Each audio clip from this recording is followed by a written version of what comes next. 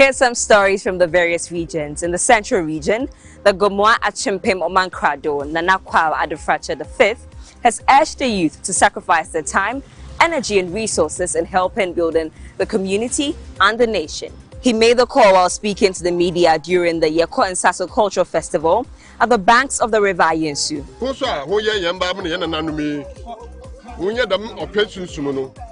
Now fan some mine. Say but the baby ayafo. Yeah, bread can you ho in swing you ho. There just say virtual nothing. But and that the yamba baby or hoduma. Mubatum aye afa na what the aye The Odikro of Gomoa Potin explained that the festival celebrates the migration history of the community.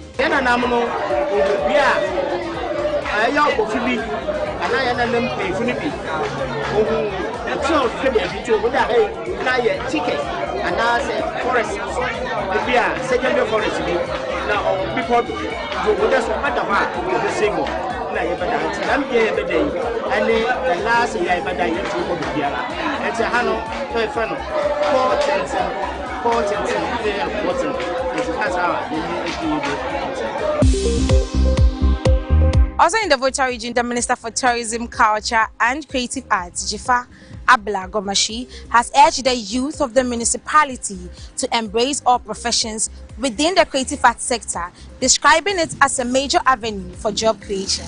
I thought that I should empower the youth in Ketu South as well to not look down on any profession in the creative space. The creative space, as records will show, has the potential of employing as many people as are available. And also, I think that is one of the easiest or lowest hanging fruits.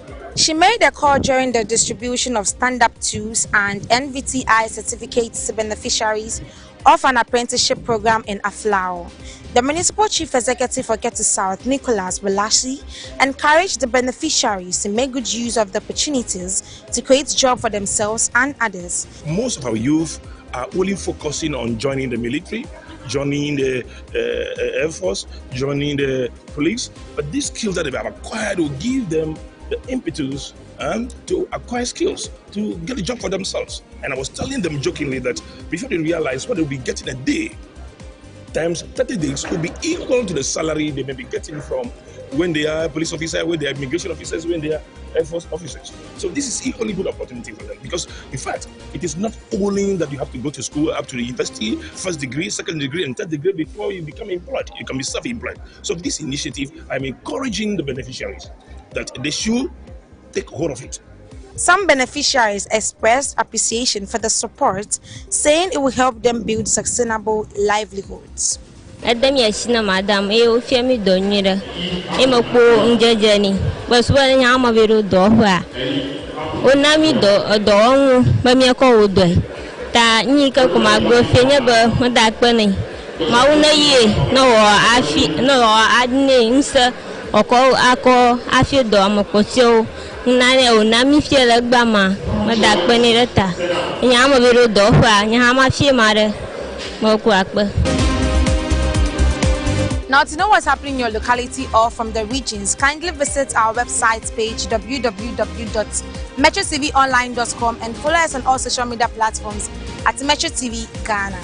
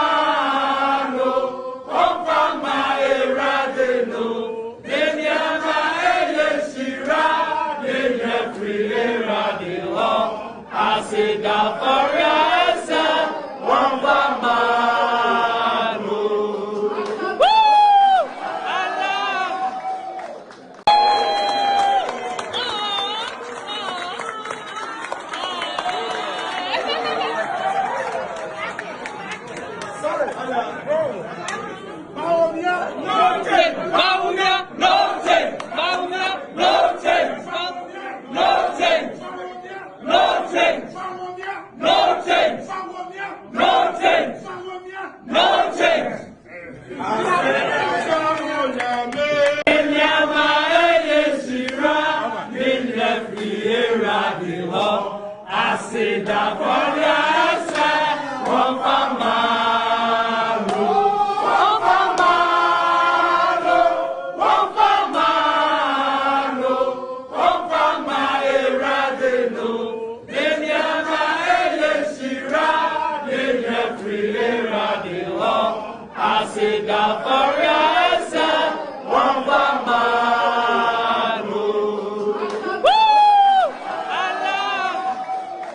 We have 3 years to go. Who knows what will happen? So I want you to be patient. Don't say that no can, no vote. No can, no vote should be out. Let's come together as one people. But at an appropriate time, you see how things unfold. Don't worry. God will take care of you. God will take care of you. He knows today was going to come. We didn't know. But God that created us knew today would definitely come to pass. We have experienced that in 2023. So today is no different. So I'm begging you, stay calm. And let's see what tomorrow has for us. Thank you very much. I'll bring everybody together, because my attitude to insults is that they are either true or not true. If they are not true, then it doesn't bother me. If they are true, then it doesn't bother me.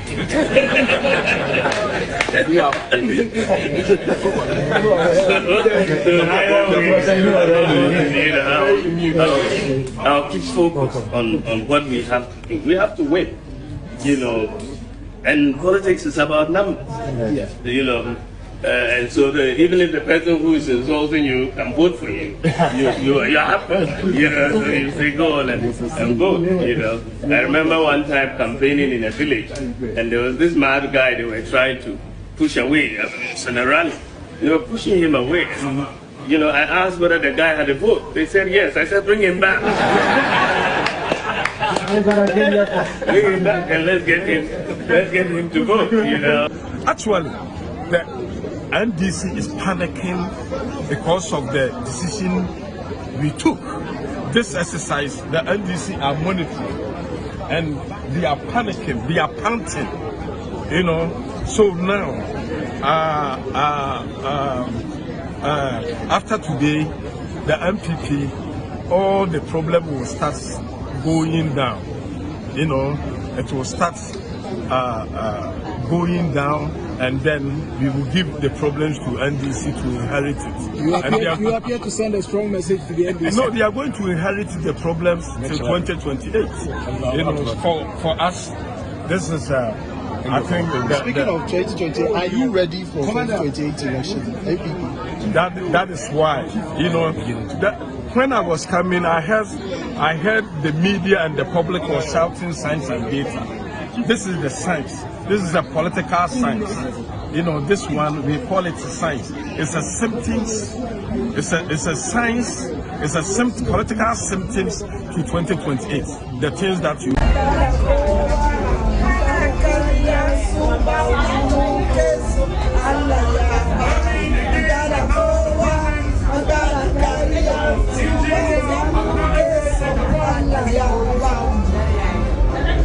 Been going on about this Muslim thing. In private, he had told me that if you were a Muslim, you cannot be a president in Ghana. I told him he was talking nonsense. Keep this between the two of us. You go out and you talk nonsense like that, there will be a problem. Do you know I'm a Muslim? Do you people know I'm a Muslim? I go and follow Ken for him to spread the message that as a Muslim you can't be president. You think I'm mad? Apart from his money, what has distinguished me from Ken Japan? If he could be president, you think I can be president? Tell me, I can be president, Ken can be president, and you expect me to go and follow him and send a campaign to Muslims that we Muslims, we cannot be president? Is that what you're expecting me to do? And then he goes out there, Northerners this, I can't this, I am not tribalistic. I am 100% Fanti born. I was born here where we stand, Asoka. My parents, my ancestry. You know my father, Fanti, 100%. My mother, 100% Fanti. But I was born here.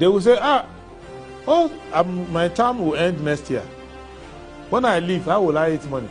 Let me borrow money now and borrow money of the future and eat it now.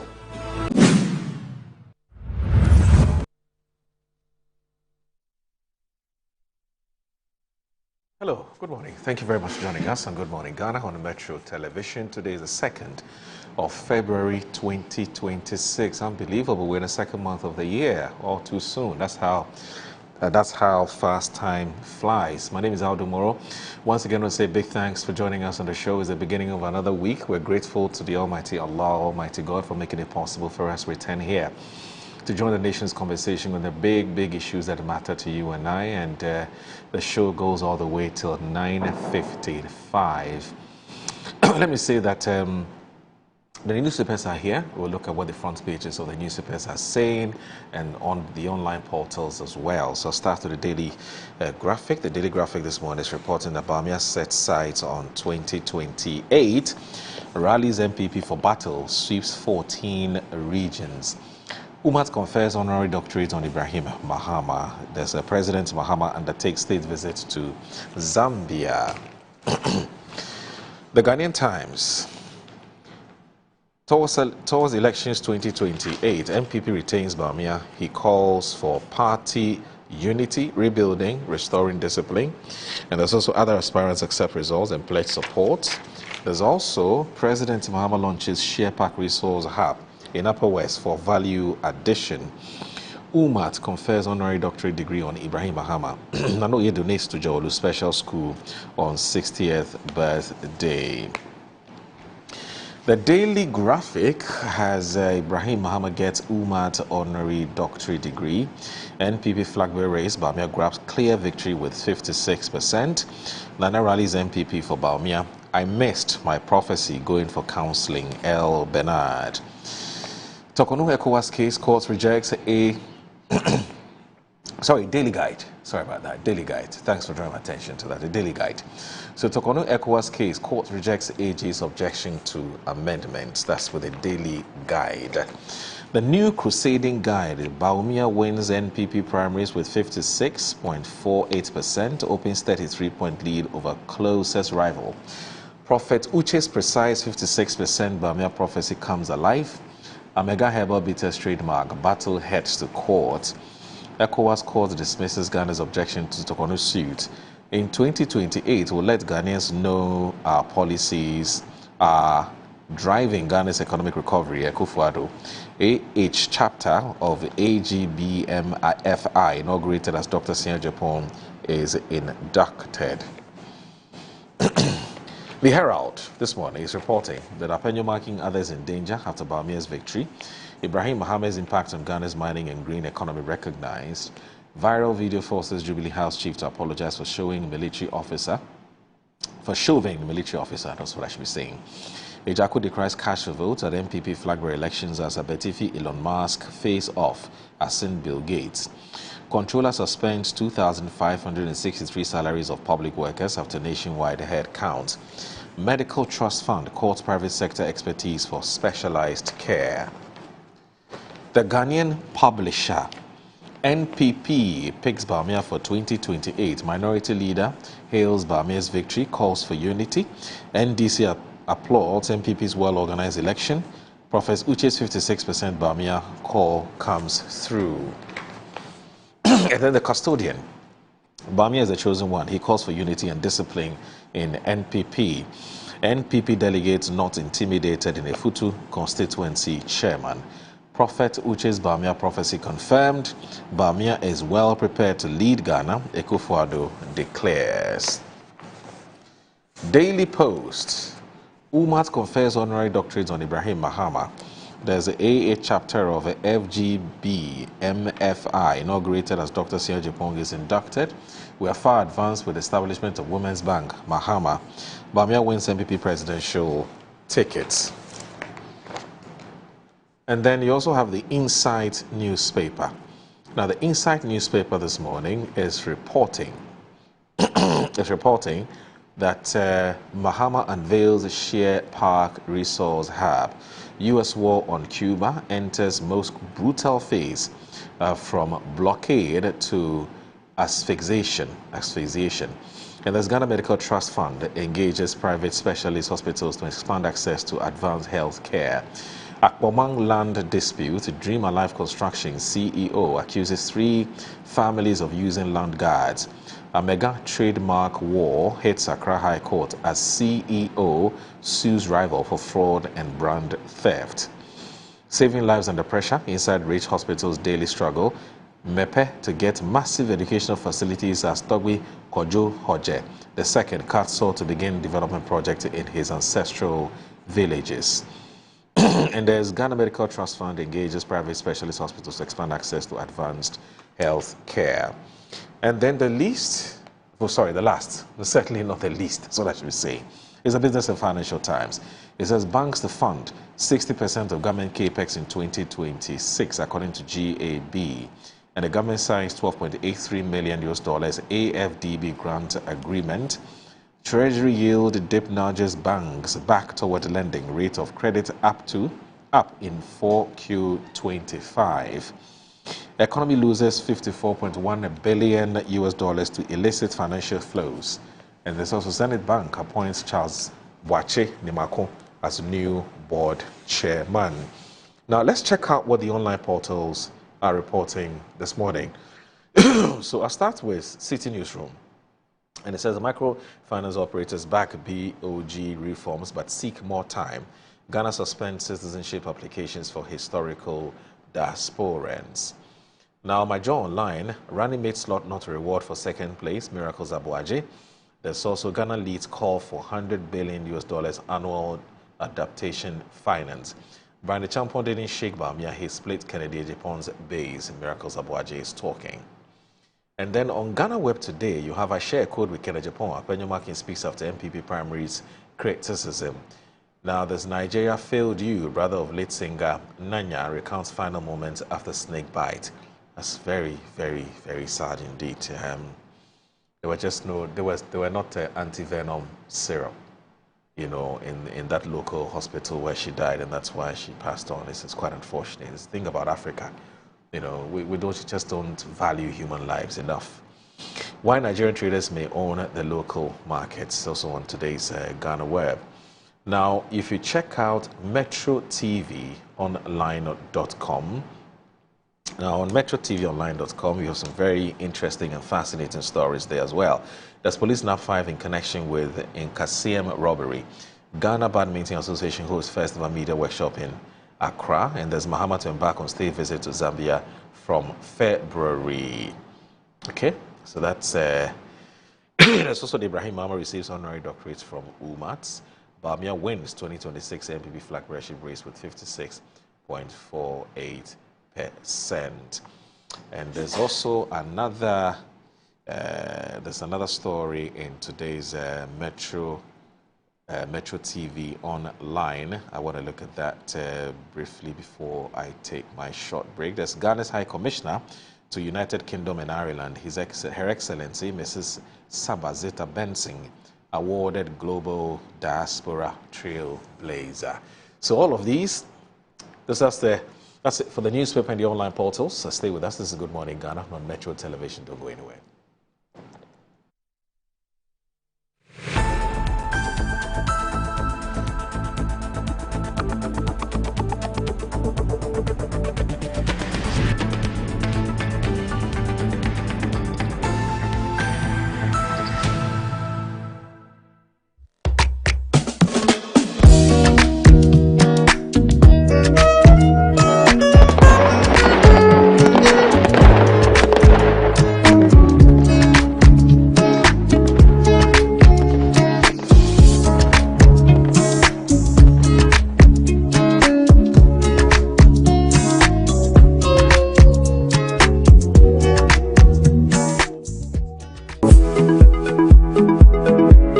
Sometimes the unexpected happens and the hero falls down in his own story. But he needs not stay down for long. Cosmopolitan Health Insurance is your trusted health partner. Whether an individual building a business, with Cosmopolitan Health Insurance, your medical care is our concern. For the best health insurance solutions for corporate institutions, groups and associations, families and individuals, choose Cosmopolitan Health Insurance from our over 700 accredited health service providers nationwide. Call us on 0302 540 668 or 0501 678 547 for all your health insurance solutions. Cosmopolitan Health Insurance, your medical care is our concern. I'm a brand manager. Of course, I accept only quality and affordable printed souvenirs for my promotional campaigns. I'm the head of academic affairs of a very important institution in Ghana. Of course, we only deal with quality, reliable printing companies for our institution's printing materials. I'm talking about appointed time printing. Appointed Time Printings. We take pride in our extensive print scope that transform your ideas into captivating visual masterpieces. We delve into the core objectives and vision of each print project. Precision printing is at the heart of our printing process as we meet your tight deadlines. Our rigorous inspection, color verification, and overall printing excellence are assured. 20 years of printing excellence. It's always a pleasure working with you to create a vibrant, dazzling printing experience that gives you a masterpiece. Appointed Time Printing, your world of quality and affordable printing. Brush, brush, brush, brush, brush, brush, brush, brush your teeth. Brush, brush, brush, 2 times a day. Brush with Kel-Kit. Hello, my friends. My name is Kel-Kit Toothpaste. Wow. I was made to be gentle on your gum, but protected. I will protect your teeth from cavity, make your teeth whiter, stronger, keep your mouth fresh all day. And best of all, I'm strawberry flavored. So put on a smile and try me. That's amazing. Just try me. That's my job. If you say so, jump on my brush. Makes your teeth stronger, chicky chicky whiter, chicky chicky stronger. Yay! You did it! I'm glad you like your new toothpaste. Don't forget to brush both day and night. Kel-Kit, happy smile.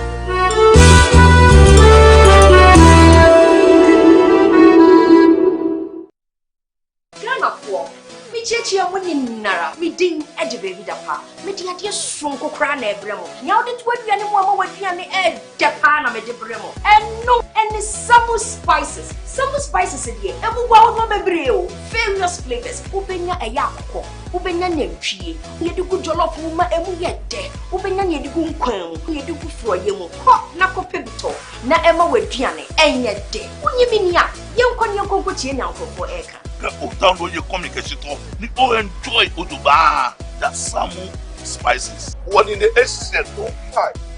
I think it's Dariaga. Samu spices in a Sabiti, Daddy so say. Samu spices, Moon Samu. Samu spices, Nyama chicken. Samu spices. In Sanaka in Ketwa, measure 10 grams. Your chicken, spaghetti, garlic and ginger, stew, and jollof, and the flavors of Bebre. Samu spices, yes, Saka. The festive season is here again, and your most preferred estate partner is giving you 25% discount on land sale. Yes, for our Bronya Asase promo, Estate Masters is offering this massive discount for outright purchases.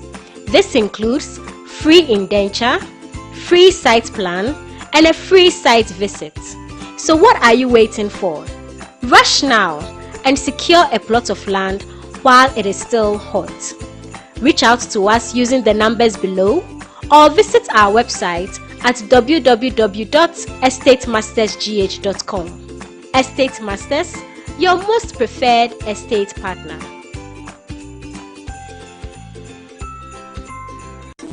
In every school, there is history. In every homecoming, there is pride. But in 2025, pride became competition. From convoys that shook the streets to colors worn with honor, from powerful reunions to legacy projects that will stand forever. Metro TV asked one bold question: which school truly owned the legacy in 2025?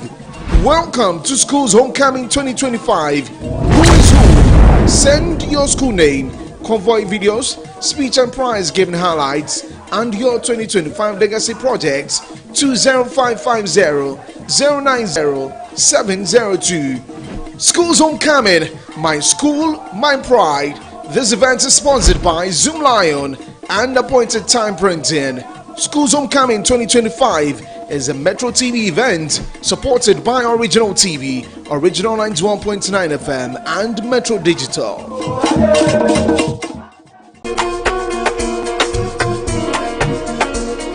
Get ready to splash into love this Valentine's season.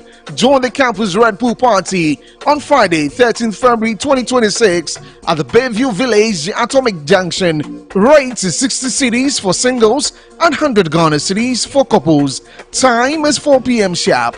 Come in your red bikinis for the ladies and red shorts for the gentlemen.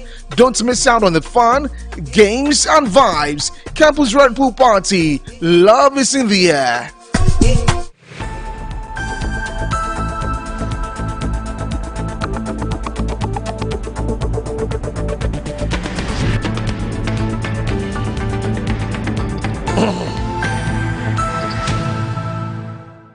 Wabna, a boka, boka, them turn rap, where's the camp cook here? We can't cook here. We can't. Okay. We can't. That's unfortunate. And dear, you know, me tifa a jamisa. Because plans are a woman timono. Me sika enso. And dear, you know, me tifa a jamisa. Because plans are a woman timono. Me sika enso. Wabna, a boka. All right. You're watching Good Morning Ghana on Metro Television. My name is Aldo Moro, and my guest already seated. We'll kickstart with our conversation now. So joining me this morning are two gentlemen who are not new to the program at all. They've been here on numerous occasions, and they've decided to join us again today to take time off their very busy schedule to be here. We're grateful for their time. So Mr. Alfred Thompson is a banker and a member of the MPP's communications team. Here we go. That's his picture right there.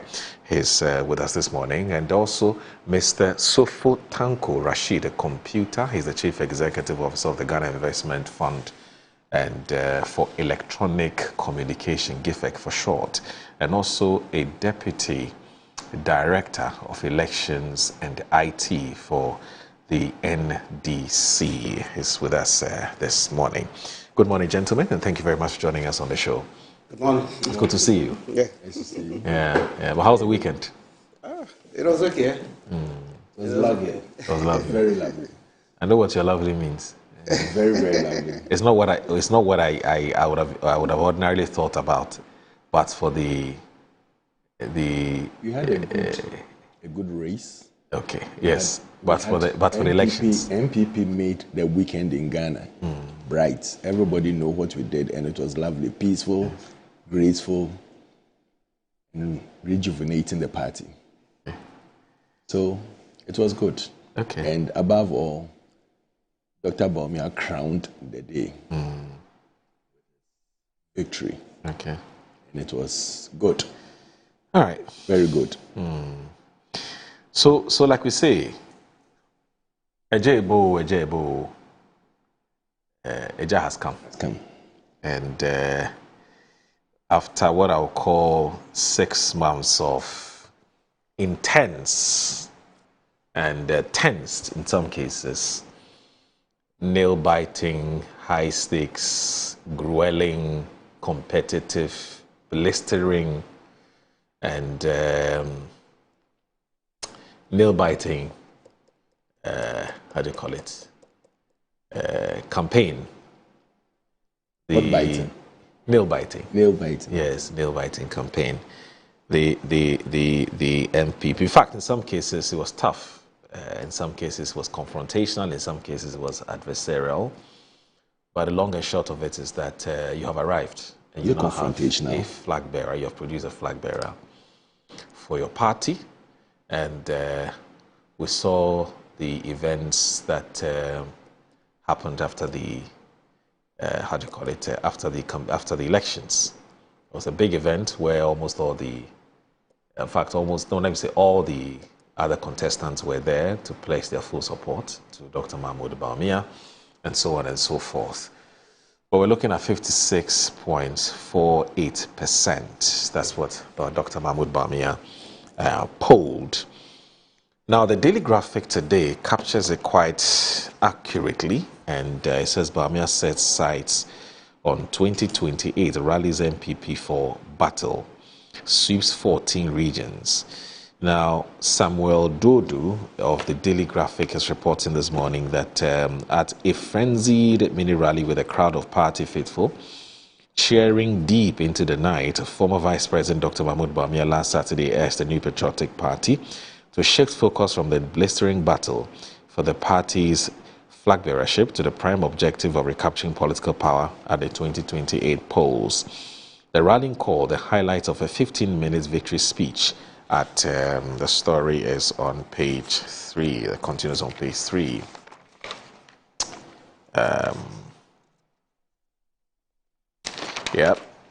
So party's headquarters in Accra acknowledged the competitive process as an enduring party tradition that should not divide the 5 candidates or their supporters. Dr. Bawumia's voice sounded strained by the 7 months of strenuous campaigning across the 276 constituencies, but conveyed the measured tone of a reconciliation-seeking speech broadcast far and wide across the country via various platforms. After competition comes cooperation, he said to wild cheers. Our expectation is that all the party members would apply themselves to this principle. And he says that Dr. Bawumia secured a decisive victory, polling 110,643 votes, representing 56.48% of the total votes cast, to lead the MPP into the major election once again. Former Member of Parliament for Ascent Central Kennedy Ohene Ejepong came a distant second with 46,554 votes, representing 23.76%, while MP for Abetifi and former Minister of Food and Agriculture, Dr. Brandy Champong, finished third with 36,303 votes, representing 18.53%. MP for Bosomtwe and former Minister of Education, Dr. Yao Osei Educhum, he and former General Secretary of the party, Kwabena Ejepong, polled 1,999 votes, representing 1.02%, and 402 votes, representing 0.21%, respectively. Over 190,000 delegates cast their ballots at 333 polling centers across all 276 constituencies, and at a separate center mounted at the party head office. Now, the victory thrusts Dr. Bawumia into the driving seat of the MPP's campaign to wrestle power for a second time in a row, affirming his popularity within the party.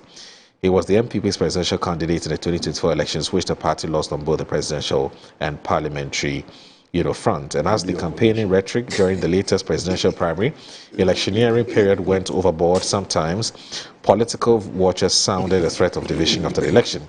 Yet, at the conclusion of the rather peaceful process last Saturday, remarkably devoid of any threat of violence or confusion at any voting center, the party ushered itself into a new era of unity and diversity. And I'm going to quote Dr. Mahmoud Bawumia: "It cannot be the case that one's support for the party is maintained only when those we support lead. I want to stand on this energy to make a passionate appeal to all members of the great party, of the great MPP, to let go of whatever reservations they have and come together. We need every idea, every voice, and every piece of advice to help us preserve and protect a proud tradition bequeathed to us by our forebears. Winners and those who didn't win at this particular time, we are in this together. All true and committed members of the great MPP need to embrace this civilized and time-tested way of selecting flag bearers," according to Dr. Mahmoud Bawumia. In fact, he said a lot. I won't be able to read everything. And he said, as part of plans to widen the reconciliatory efforts, he said he would undertake targeted engagement to revitalize the party, including visiting some respected elders who, for some reason, felt aggrieved. And he says every voice matters, every opinion is worth considering. Every suggestion is vital to building a formidable strategy, he said, but stressed that indiscipline would not be countenanced. An army that lacks discipline will struggle to win its battle. The MPP needs to step up discipline internally, discipline in our operations, discipline in our communications, and discipline the conduct of our members. Alfred. Bro. How did you see the contest? What's so far? What's the mood like in there? Because you are not just a party communicator, but you're also a staunch supporter of Dr. Mahmoud Bawumia. You've made that publicly clear and known to everybody else. So, how's the mood like as of this morning when you were coming to work, when you're coming to Metro TV? And was this exactly what you expected in terms of the numbers, 56.48%? Was that the target? Thank you very much, Moro. First of all, I'll say good morning to everyone watching us, especially to my people of Cape Coast South and Cape Coast North. I give them a big thumbs up. Congratulations for a good work done. It hasn't been an easy journey. They've been through all the challenges, but victory won. It's a victory for everybody. It's not just a victory for Dr. Bawumia. He said it over and over again that at the end of it all, it's the party that has to win. Because I believe that it wasn't an easy election, and you all know. Nobody would sit here and say that the election was easy for him. Nobody would sit here and say that he didn't get the biggest blow within the party as it went. All we can say is that at the end of it all, victory came into the party. I'll also take the opportunity to congratulate the national executives, the team they put together, Justin Koduan and the national chairman, Bute. They put together a team who supervised the whole presidential elections. I say congrats to all of them. They've done very, very well. It's not easy to put people together who would run such an elections, because it got to a time, some of the times I was also not happy about one or two decisions that were taken, something like the proxy, for example. But I accepted it in good faith because it was for the good of the party. They wanted a peace to transcend after the elections, and that alone was good for us. So I'll say kudos to all of them. It's not been an easy journey over the last 6 months. Since last year, there have been ups and downs. They have been traveling all across the country, speeches here and there. But you realize that with Dr. Bawumia, whatever punch you give him, he did not respond in any equal measure. All he did was that he needed to let the people see the truth about the message. So he had a nice way of crafting it. Instead of saying that this person lied about me, this person said this about me, he put it into the word Kokonsa number 1. He came to do Kokonsa, but this is the truth. And the people took it, weighed it, accepted it, and said that no, what he's saying is true. This is the man we want. A man who, when you even hit him, he will not come back and retaliate in equal measure. But you find a nice way of addressing the problem in a matured manner that will make the whole team see that no, that is how you run an election. Election is not about bringing your opponents down. Campaigning is not about destroying the other person to win. Campaigning is about bringing the things you can do, the things they say about you, responding it in a nice way, and putting all of this together.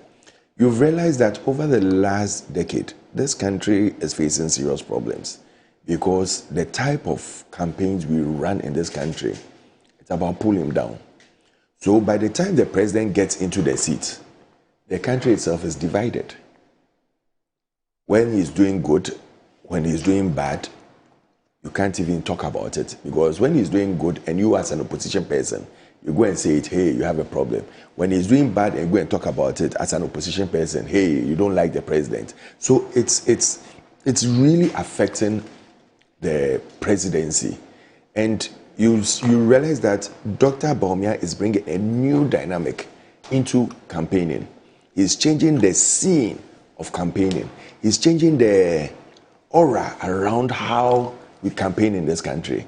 So all his campaign, when you study him from beginning to end, it's about him not hitting you, but him telling you what he can do. When you say anything about him, he will come out and respond in a nice way that will not bring division, but will bring unity. Because even though we are fighting for 50+1 in an election, after the election, you need everybody on board to build a country. If you don't do that, what is going to happen in this country is that we'll always have division. Because nobody has gotten more than 60%. And we'll say that, oh, I'm bringing everybody or I'm taking everybody in. Nobody.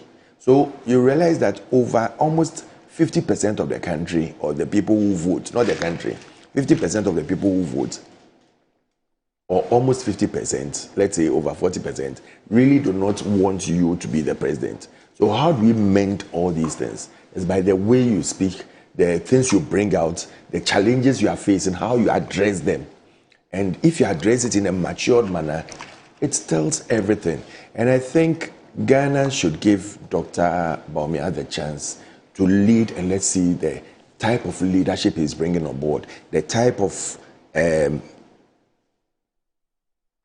type of campaigning he's doing alone shows the type of leadership I see in him.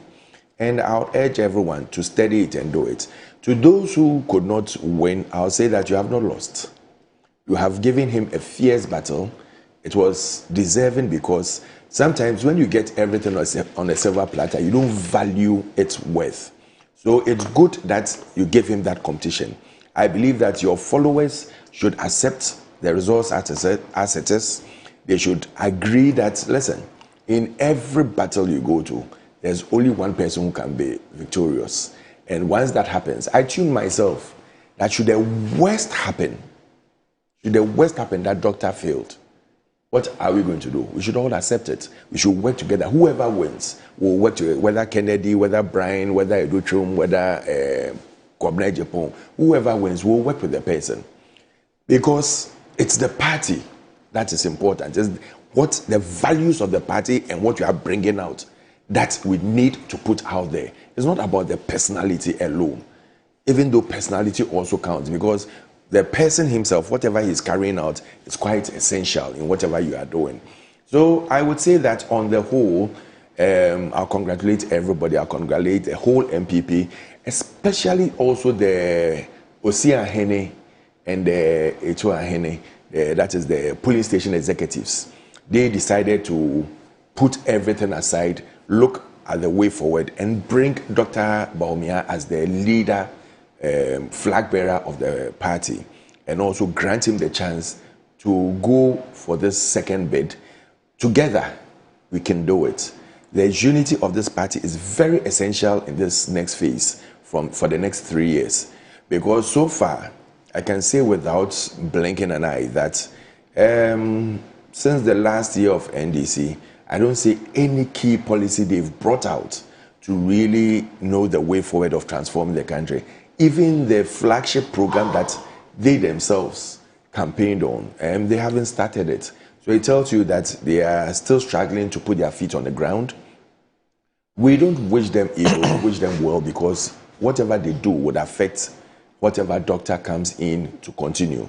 And we don't want the country to be on a pedestal that we have to go back and correct all these mishaps. Okay. So I wish them, I congratulate everyone in the party. Okay. I'm overwhelmed, I'm happy.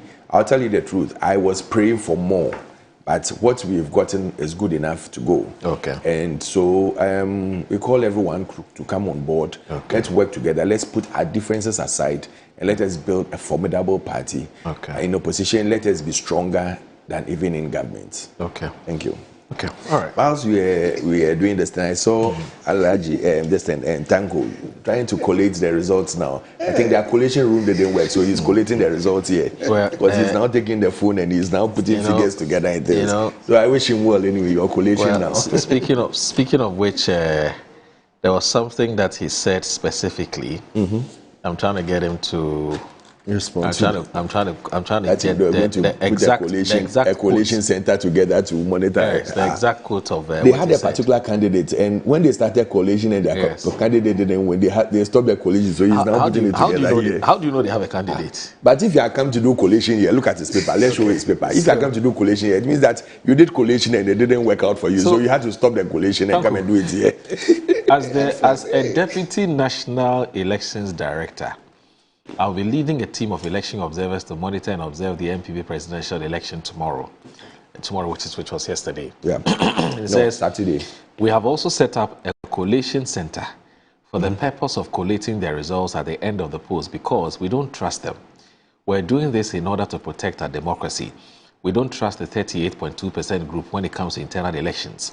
They accuse each other of rigging the last elections. Hence, one of them was formed anti-rigging squad for tomorrow.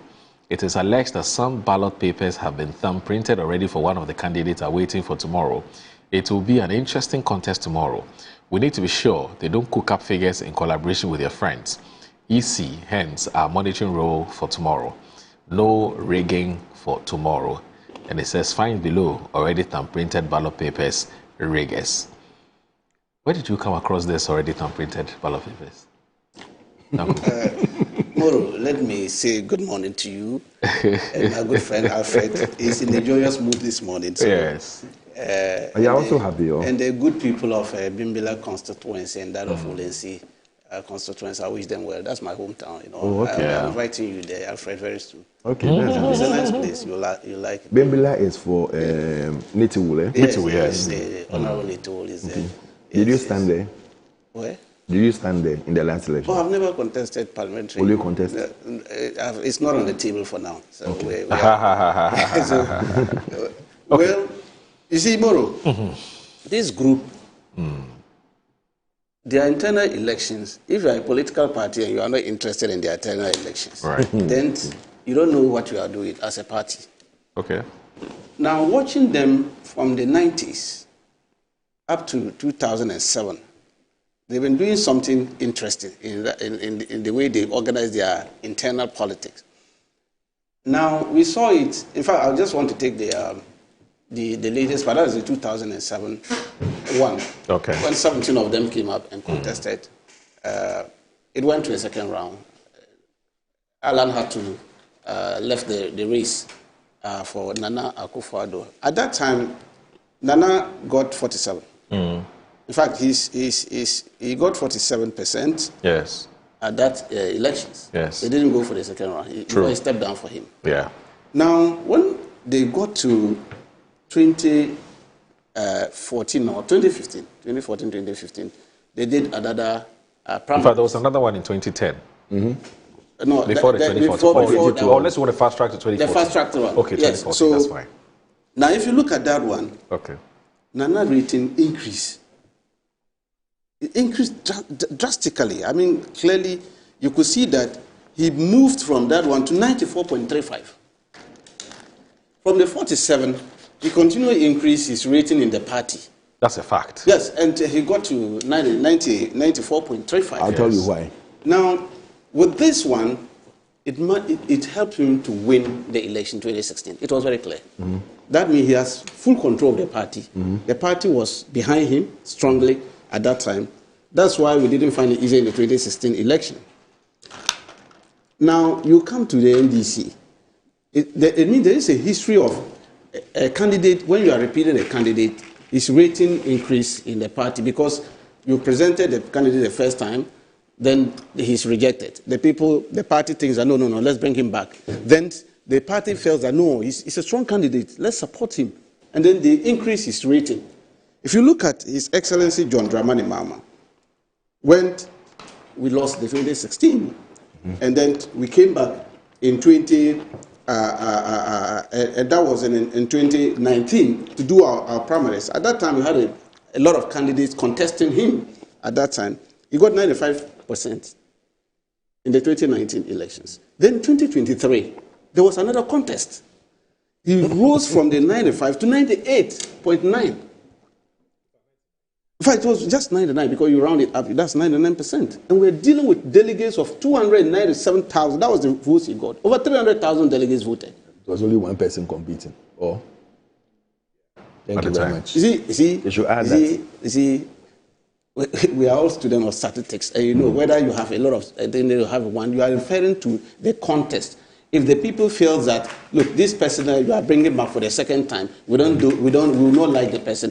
Either the person will reduce in margins, or the person will increase his margin, and that will tell you over 300,000 delegates, not 200,000, over 300,000, and he got almost 99%. That was massive endorsement, and we actually won the election 2020. I didn't know because of the rigging mechanism that came out from the MPP. In collaboration with the Electoral Commission, and that led to Madam Jean Mensah running away from being cross-examined at the Supreme Court. Everybody saw that the NDC won the 2020 election. It was rigged. And then we followed through to the 2024 election and gave you a hell of time, MPP. Because the candidate you brought for the 2024 election, in your 2023, got 61.4%. Is that not true? You got 61%. That means even in your party, there was a problem. And we as a political party, the NDC, we realized that Dr. Mahmoud Bawumia couldn't have gotten 61.4%. Looking at the MPP, the setup of the party, and then his rating at that time in the party, and we have punched holes to his leadership qualities in handling the economy and all that. And now, there was no way you could get 61%. So the 61 was a suspect. Hence, our setting up a collation center this time round to be sure of the figure they are going to. Because that figure was in suspect. We didn't believe that 61.4%. We believed that Bawumia had gotten less than 61% at that time. Look, one of the candidates raised issue of the figures chain out at the 2023 primaries of MPP. And said the elections was rigged because he got 104 in one polling station and they recorded 14 for him. In another place, they gave him 0 completely. When people came out and indicated how they voted for him. So all this inculminated to a rigged election that gave Bawumia the 61. So as an NDC, we should not fold our arms and allow these people to cook another figure and bring Bawumia and paint him nicely in the public. We said, no way. We are going to monitor this election, set up a collation center, and collate the results as soon as it. So we deployed 277 experts into the field. In every center, all the collations were there. I can show you pink sheets. We got it from your centers. We intercepted all the pink sheets. By 5, I'm telling you, by 5 p.m. we are on top of it. We were not given a pink sheet, you intercepted it. I said, we got it. But you refused to give us accreditation to stand there. So we found a way of getting it from the place. You were refused? We were refused. They refused to give us accreditation. You applied to the Electoral Commission? I spoke to one of their the National Committee members in one of their sister stations and told them that we're interested in this thing. They didn't mind us. They said we should do Fiasem. That's why they told us. We said we won't do Fiasem. So you deployed agents? Yes. To all the 333,000? No. They have this in constituencies. Okay. The 277 centers. So you had then they had a separate voting center that led to about 300. Yes, and so we had an officer in each of the centers. Okay. And we're monitoring everything. Okay. So by 5 p.m. we got the results, and we're watching to see what they will bring out. We're monitoring because they knew that the NDC had kept its eye on them, eagle eye on them. You saw that the true reflection came at 56. We have been vindicated. 44% of the voter population of MPP delegates didn't see that Dr. Mahmoud Bawumia was a credible candidate. They rejected him. 44%. Said, no. This is not a candidate we should bring for an election. MPP should be worried with this outcome. It's a serious matter.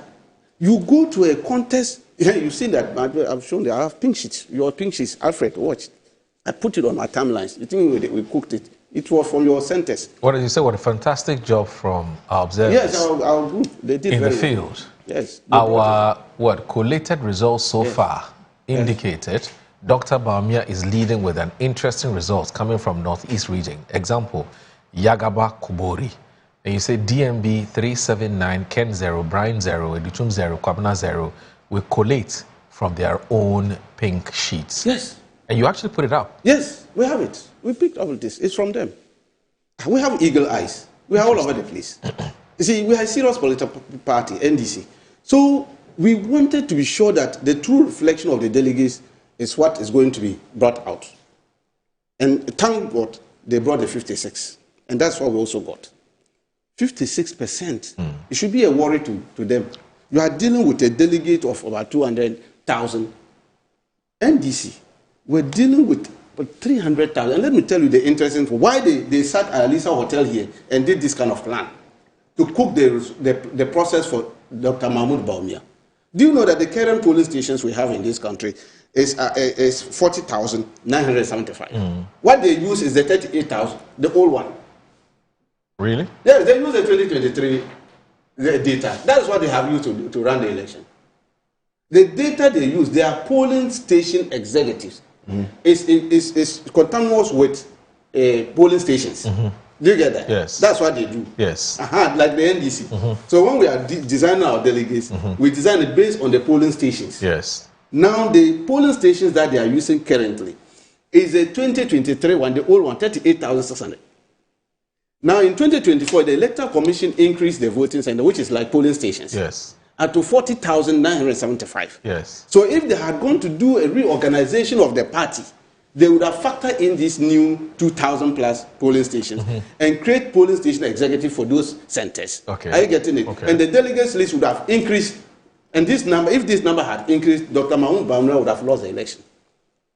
This is a smart move of rigging the election. Tell them that let's do this one first before we go for a reorganization.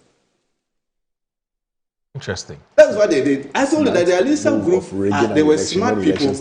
They were smart people. They knew that, look, if we do this bottom up, this our established candidate will lose. Because this performance he got at the national election, it cannot go anywhere. So let's quickly just use the same old data and send him, at least if anything at all, if there is a falling, maybe 2% falling or 3% falling, we will still win. And so he fell 4%. It was a masterstroke. So he fell by 4% and still won 56. But if they had gone to do their branches, constituency, regional, and national, with this current data, there was no way he was going to cross anywhere. They would have beaten him hands down. He would have lost this election. It was a smart way of rigging the election. You do it ahead, before even the ballot is cast. And then so we were interested in making sure that we see the figure that was coming. And we did it. So I thank my group, our team, the election directorate, did fantastic job on that aspect. Figures don't lie. You have been saying it. You are a banker, Alfred. I know you. So you know figures don't lie. These figures shows that you should be worried about the performance of Mahmoud Bawumia. Doctor, His Excellency. Let me tell you, he understand you people back to another opposition big time. Don't worry. Before the 2028 even starts. Because we were not expecting any surprises. In fact, indeed, Moro, or this to your platform, I said it. The last time I met Alfred was here. I told him that we're not expecting any surprise. We know Dr. Mahmoud Bawumia was going to win. And he said that has been our position. The other four came in for a reason. And their reason was very clear. Dr. Mahmoud will win the primaries, go and lose 2028 election. At that time, nobody will find reason of bringing him back again.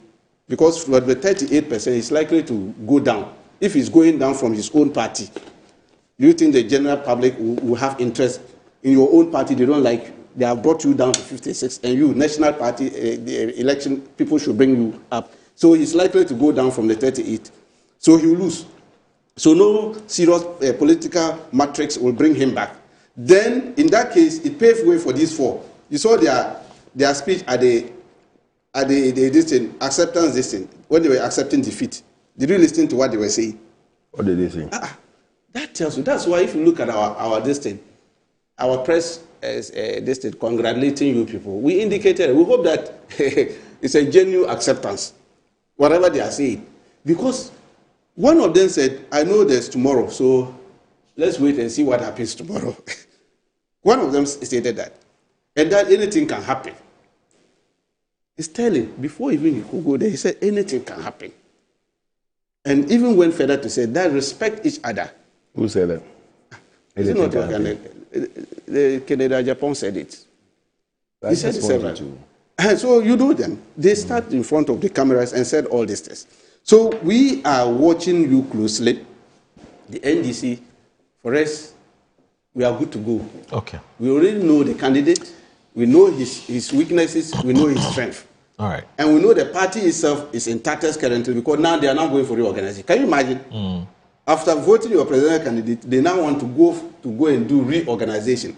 These people. Okay. Let's do this. Let's take a break. Let's take a break, and when we come back, I'll ask you to respond to some of the things that I'm happy because you've said. made my day. You're watching Good Morning Ghana on Metro Television. Please don't go anywhere. Stay with us. Who knows what will happen? So I want you to be patient. We have 3 years to go. Who knows what will happen? So I want you to be patient.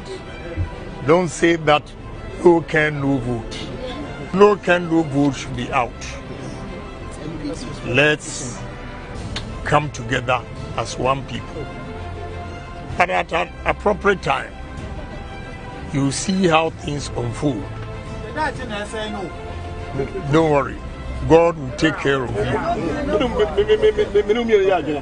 God will take care of you. He knows today was going to come. We didn't know. But God that created us knew today would definitely come to pass. We have experienced that in 2023. So today is no different.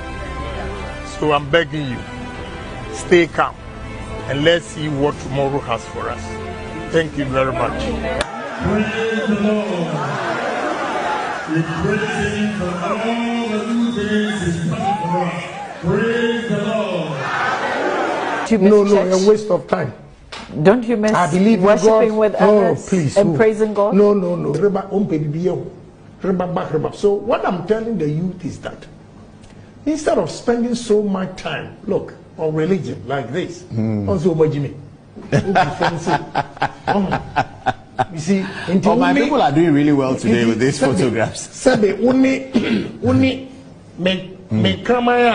Or don't fear or damning chance. What's the difference going on in this country? And we'll be at you. I saw it will declare, say Nipa winning. They are the problem of this country. I have told you several times, say Ghana, one more didn't talk about Ghana. You see what is.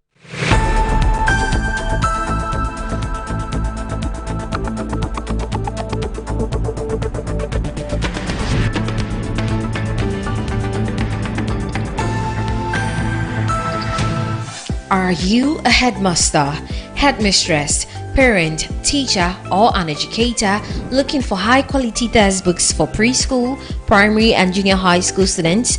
Look no further than Advocate Publishing Company. Advocate Publishing Company is a leading publisher of educational materials in Ghana that publishes very engaging, interactive, and comprehensive textbooks that meet the needs of students, teachers, and parents. Our textbooks are thoroughly published to make learning fun and easy. They are also designed to stimulate critical thinking, problem solving, and creativity in students. Make Advocate Publishing your preferred choice for all your educational needs.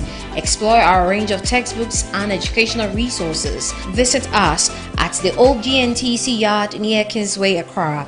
You can contact us on 0503 786 776 or 02408 06354, also 0531 600360, and connect with us on Instagram, X, and Facebook at Advo Publishing. Don't settle for less. Choose the best. Advocate Publishing Company, empowering young minds one textbook at a time. Thinking publishing, think Advocate Publishing. Yes, next. Hey, Nadia Benson. Me didn't tum. Mr. Friendly Calico, just call me cockroach. Now, Mr. Friendly once now. Hey, that's you. Improve car. Yeah. Captain Mosquito, double the action.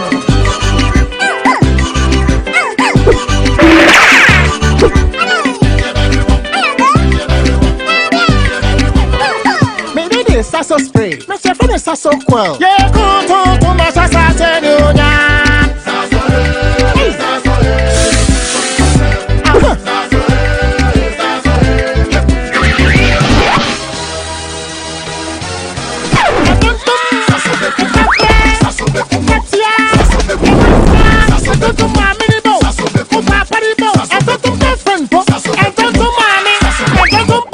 Sasso, come on, Tom Preco.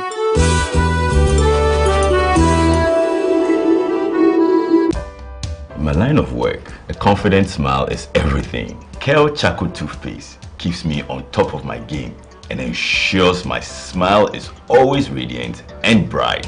With the tiring nature of my job, we spend several hours under the scorching sun. To keep our teeth white and our breath fresh all the time, we use none other than Kel Charcoal Toothpaste. Kel Charcoal Toothpaste. You're on a Kessie and in a kit one. Samayo Kendini, a who be here, Semetra Sapapadia to a mammy man for Kel Charcoal's natural ingredients, and a bomb is several buying, a man is swing, and a sansu mama hotel so a will beg you. Kel Charcoal Toothpaste. Choose Kel Charcoal Toothpaste for anti-cavity, whiter teeth, and fresher breath all day. Available in 80 gram and 150 gram. Grab yours today. Kel, happy smile. This advert is FDA approved.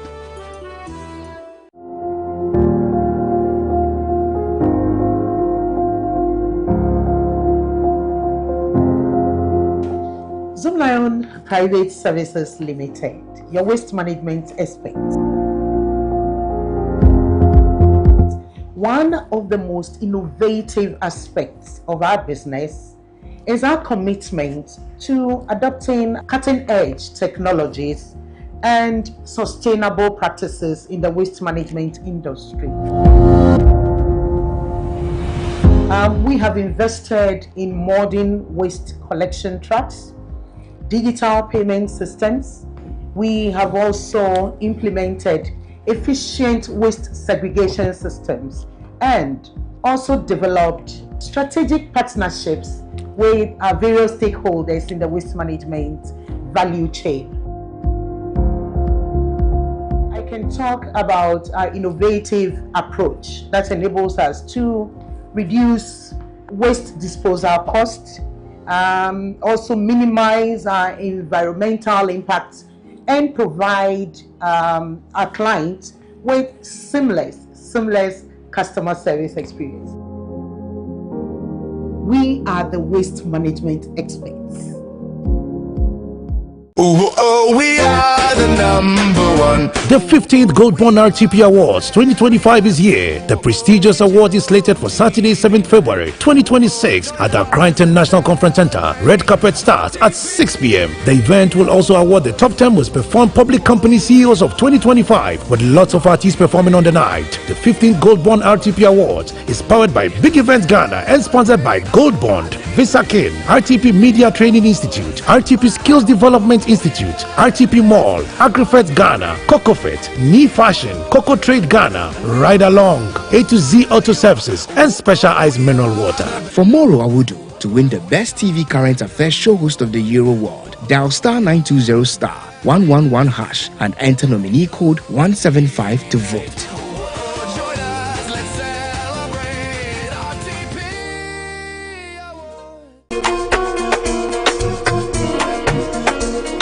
Get ready to splash into love this Valentine's season. Join the Campus Red Pool Party on Friday, 13th February 2026 at the Bayview Village, Atomic Junction. Rates is 60 cedis for singles and 100 Ghana cedis for couples. Time is 4 p.m. sharp. Come in your red bikinis for the ladies and red shorts for the gentlemen. Don't miss out on the fun, games, and vibes. Campus Red Pool Party. Love is in the air.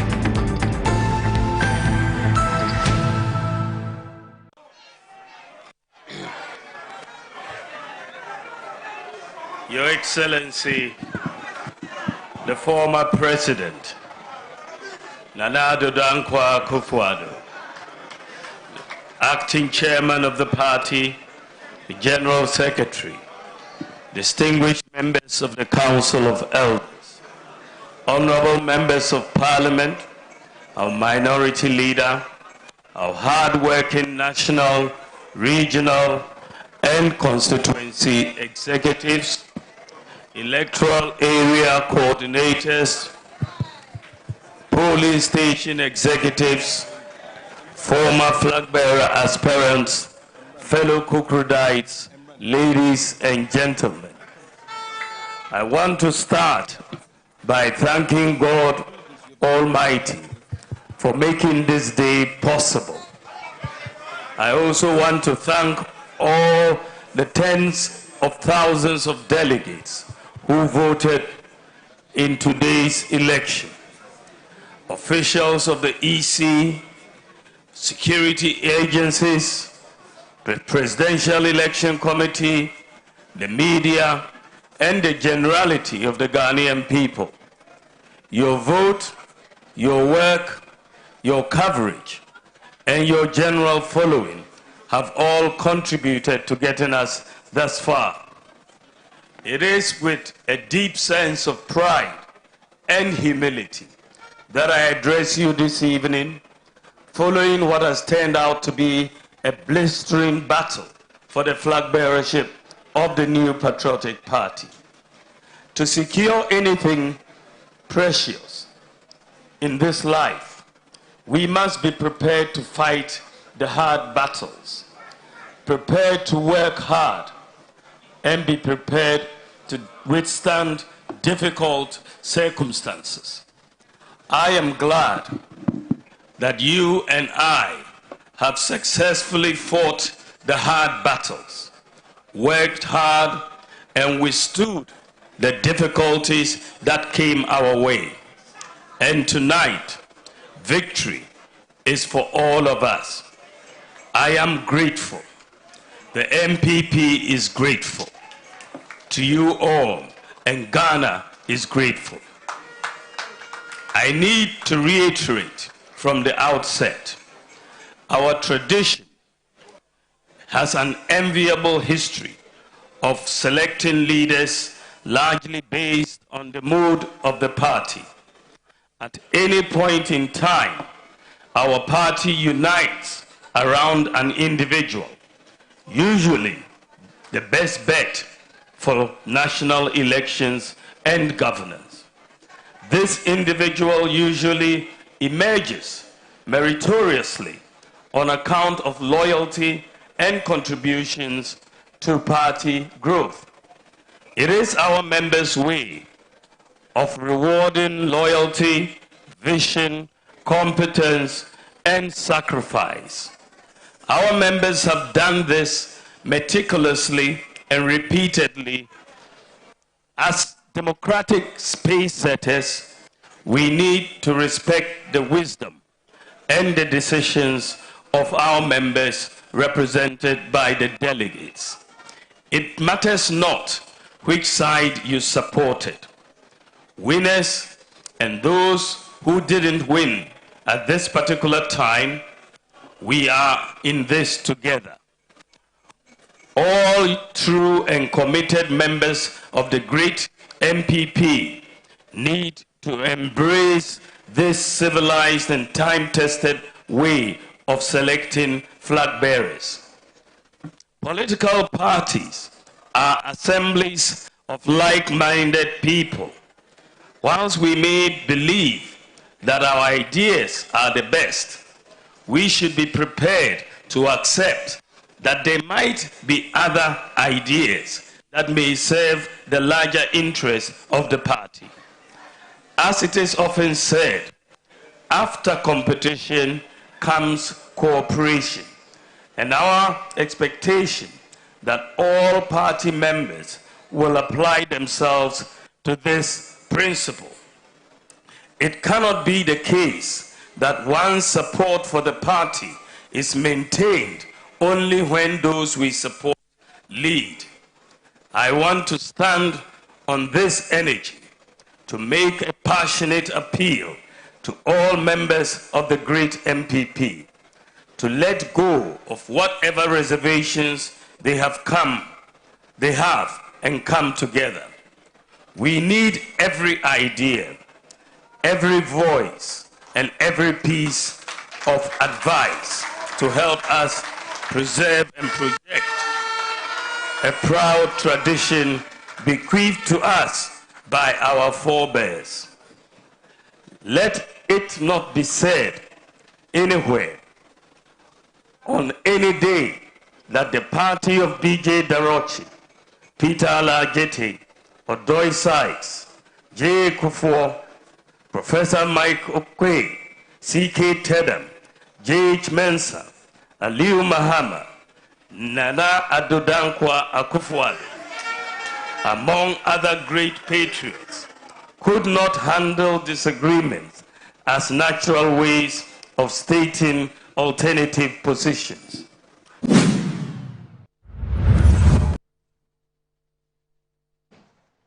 All right, you're still watching Good Morning Ghana on Metro Television. I'm still here with our guest in the Monday show. I'm talking about the man Alfred Thompson. He's a banker and a member of the MPP's communications team. And also Sofo Tanko Rashid, a computer, is a deputy director of elections and IT for the NDC, and also he's the chief executive officer of GIFEC. He's here with us this morning. So you have a few responses, or some responses to some of the things that Rashid has said. Isn't it funny that Rashid is sitting here, Tanko is sitting here, saying that over 40% of the people... That's over 40, which is still 44. Of the people who are in a party rejected Dr. Bawumia. When he stood with 5 people, and 3 of them, or 2 against him, were strong contenders. And you bear with me that Kennedy wasn't an easy match. Neither was Brian. Because nobody even expected what Brian was getting. Even all the research they did not put him above 10%. The highest he got was 8%. But he pulled a whooping 18 or so %. 3 strong candidates against 1. And then when you put 1 single candidate to vote and about 2% people reject him, you don't complain about that. 1 person, you put him to vote. Your candidate. 2% rejected him. That even though you are the sole candidate, we don't want you. You don't have a problem with that. But you come to talk about eyes. Eyes is the most important for you. Your own former president, the late Atama, said, "You fear him. I would hear. Please, we know." And now you've proven me right that you had a candidate you were in base with and sponsoring.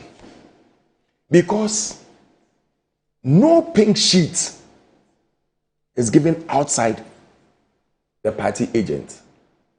So if you are able to, even within a short time, scan all these pink sheets sent to you, and you display them on your on your computer, your laptop, or your WhatsApp, Facebook page. It tells me that the suspicion we had from day one is true, and we should be careful of you. We've seen it before. When they sponsored a candidate to come and bring division into the party in 2023, and after that, your candidate lost woefully, seriously. At that time, a candidate that was not even expected to be in a second position beat him to it. And he cried out of the party. After that, he brought you a book, GTP, that you should use it as part of your trade supplements. You know for a fact that he was sponsored?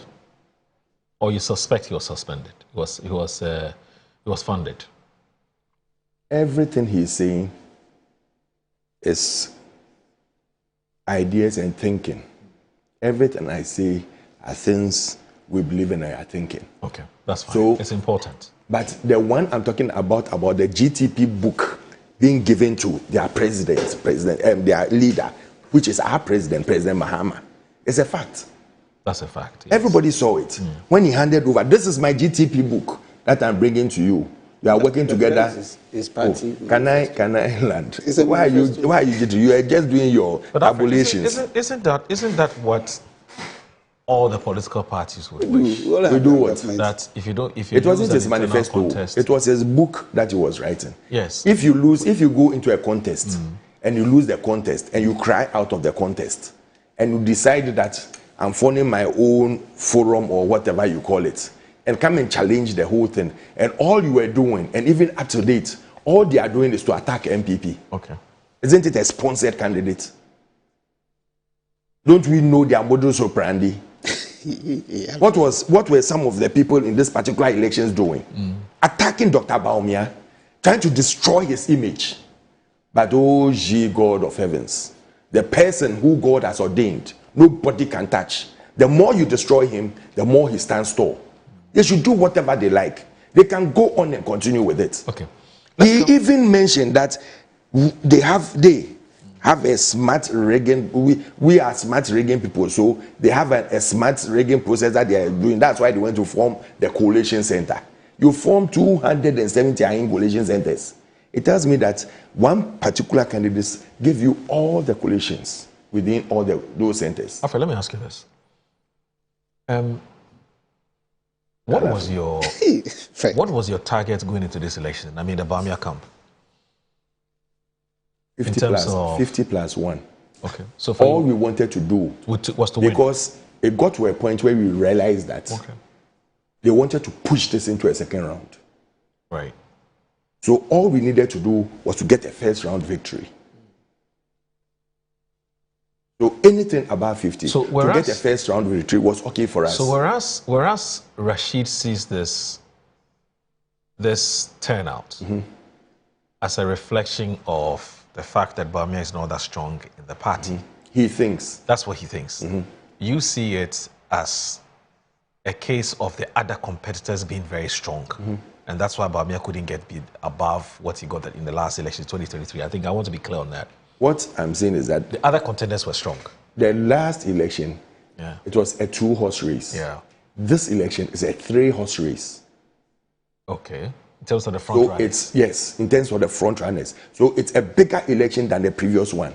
So if you drop from 63 plus to 56 plus, you haven't done anything wrong. Because you are now dealing with another strong person within the camp. You definitely pull votes. You definitely bring votes down. So for him to even pull 56, he's done very well. He's done extremely well. Okay.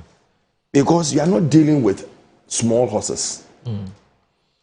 Because you see, the principle, as I've come to know it, it's a very long time, ever since we've been following political, activities and political events and so on, is that somehow candidates would do everything possible to make sure that they get a commanding lead when it comes to their internal primaries. And it won't matter really who they are contesting. Okay, for them, even if whether the competitor is strong or weak, they always have this target of getting an overwhelming lead. So he mentioned that, and let me show you how it works. For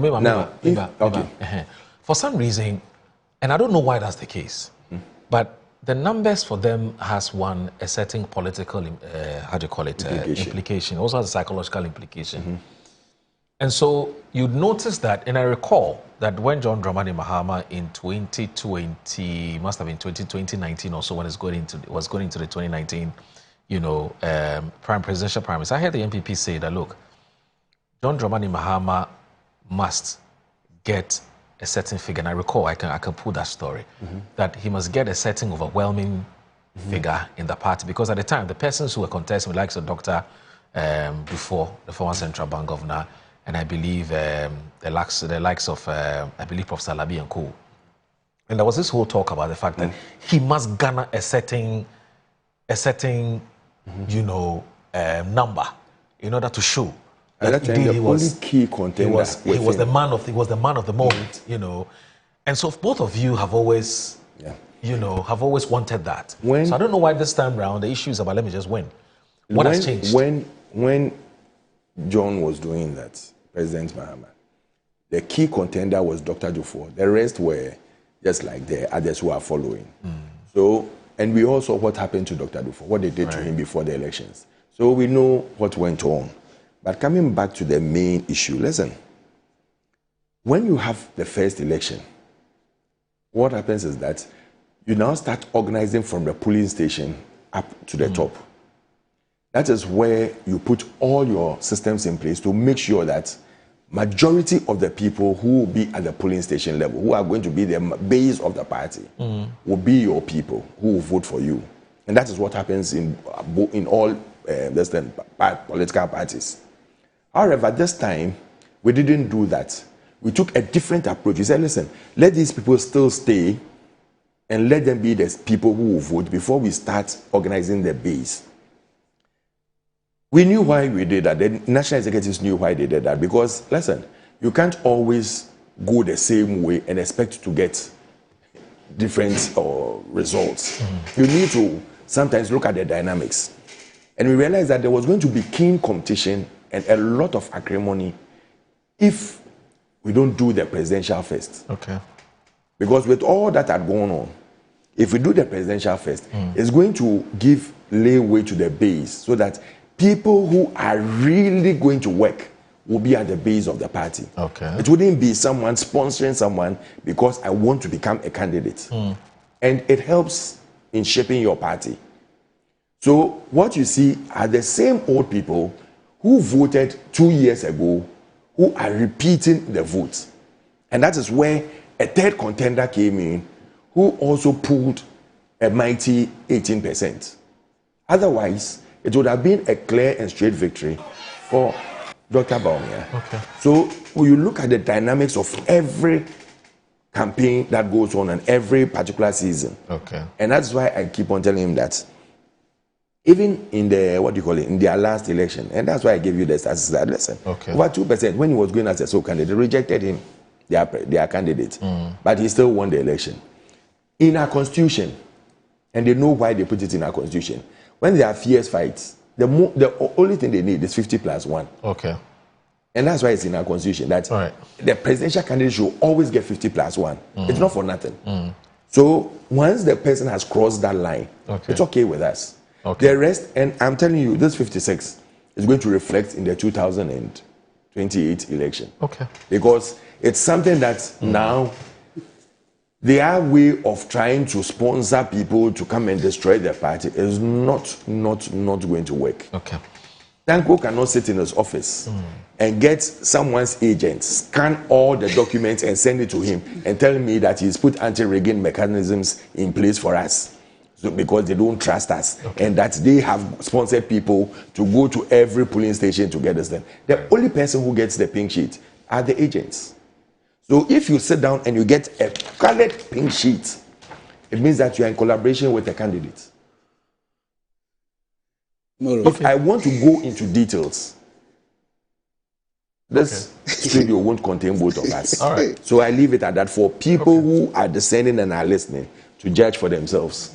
Uza, you said he's of a strong belief and suspicion. I want to put this one. Your unseen 2023 was not a two-horse race.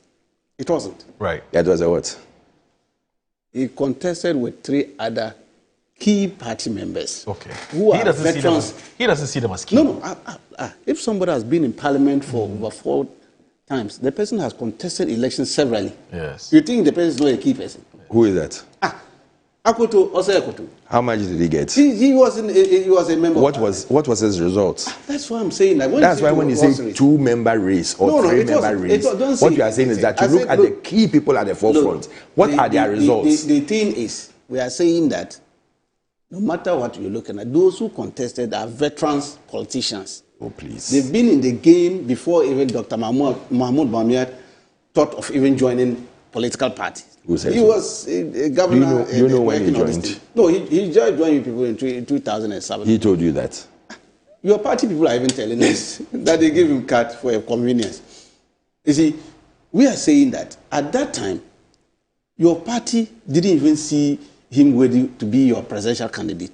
You see that after the results was declared, there's a mass exodus of your members moving to NDC. Have you been following social media?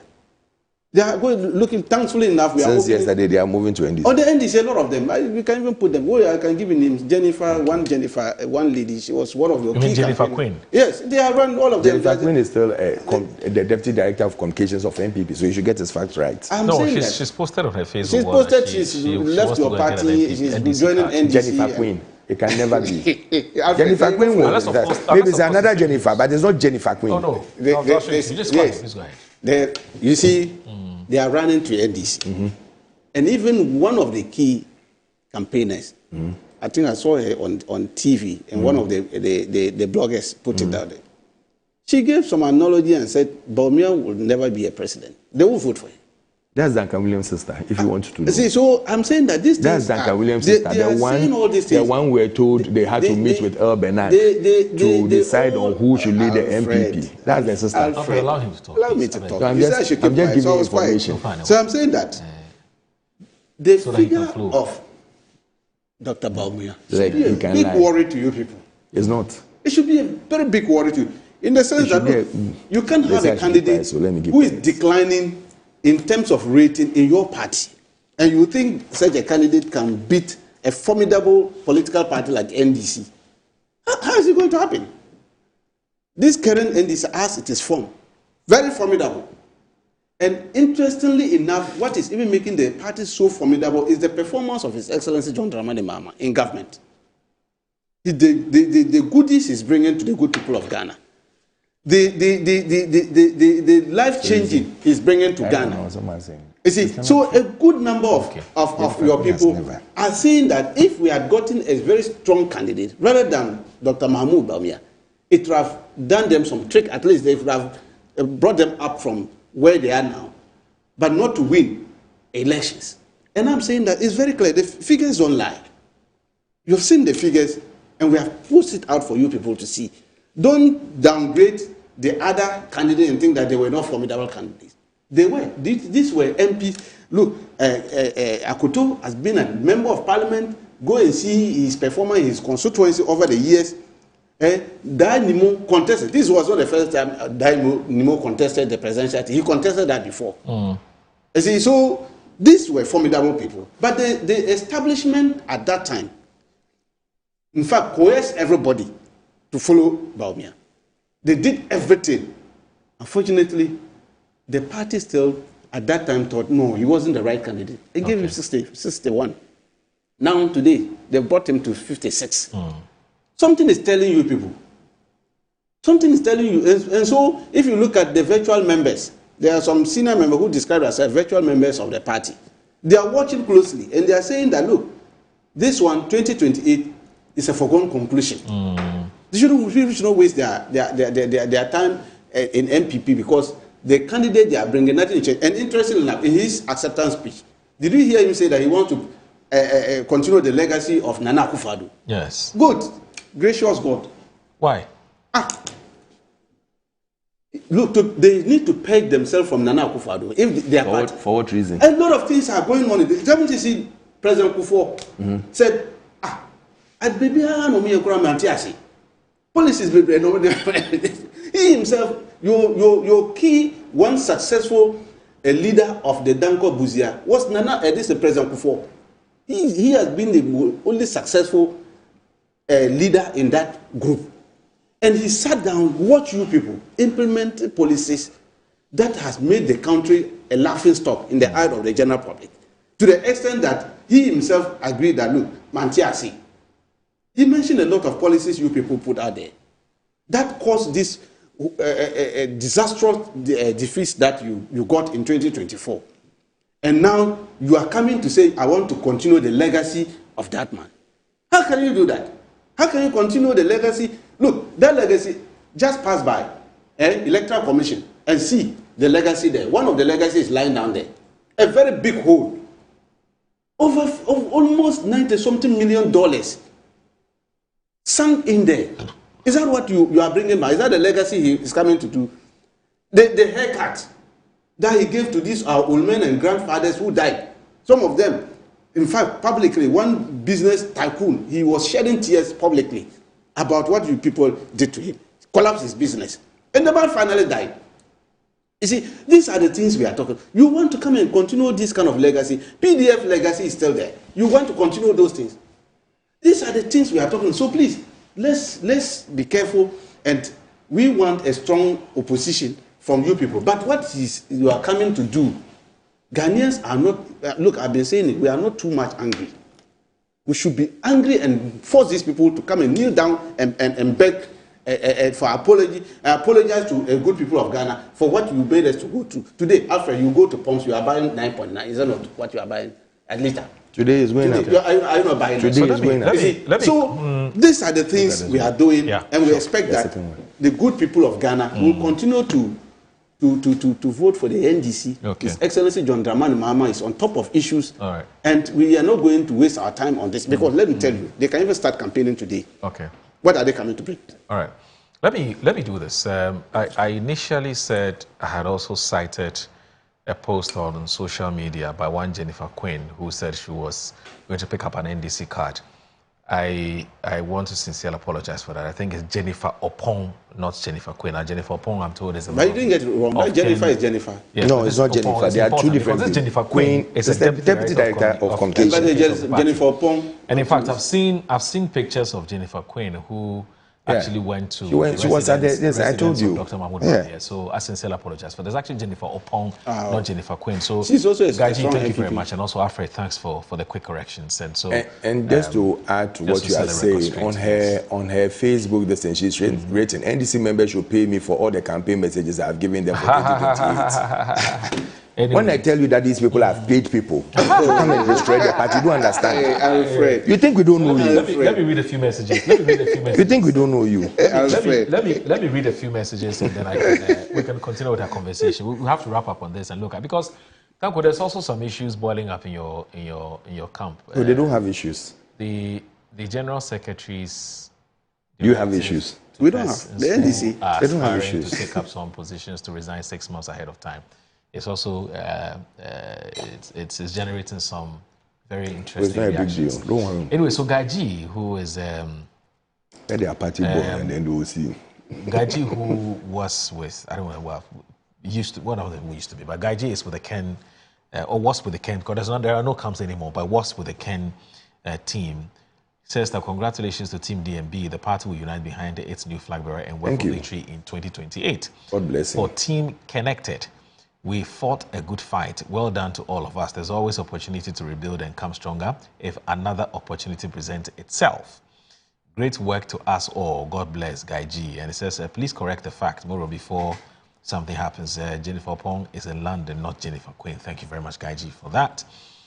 Now, this one from Eugene Boachi Entry, who is a former MP for the Subin constituency. He says, every internal election is both a decision and a direction.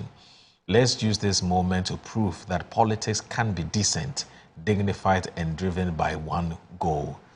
He's my brother. I don't know whether he's still coming for the general secretary, but he's one of my friends. He's a very good friend there. Yeah. But it's a very powerful statement he's just made, right? Every internal election is both a decision and a direction. Let's use this moment to prove that politics can be decent, dignified, and driven by one goal. That's very poignant. And that's very... And that's why I keep on referring people that they should study Dr. Bawumia and how he went about his politics this time. Right. So, good morning to you, Honorable Eugene Entry. You know, he's also aspiring, as you rightly said, aspiring to be the next general secretary of your party. Well, we can only wish him well. But it's a very profound statement. I think my brother, but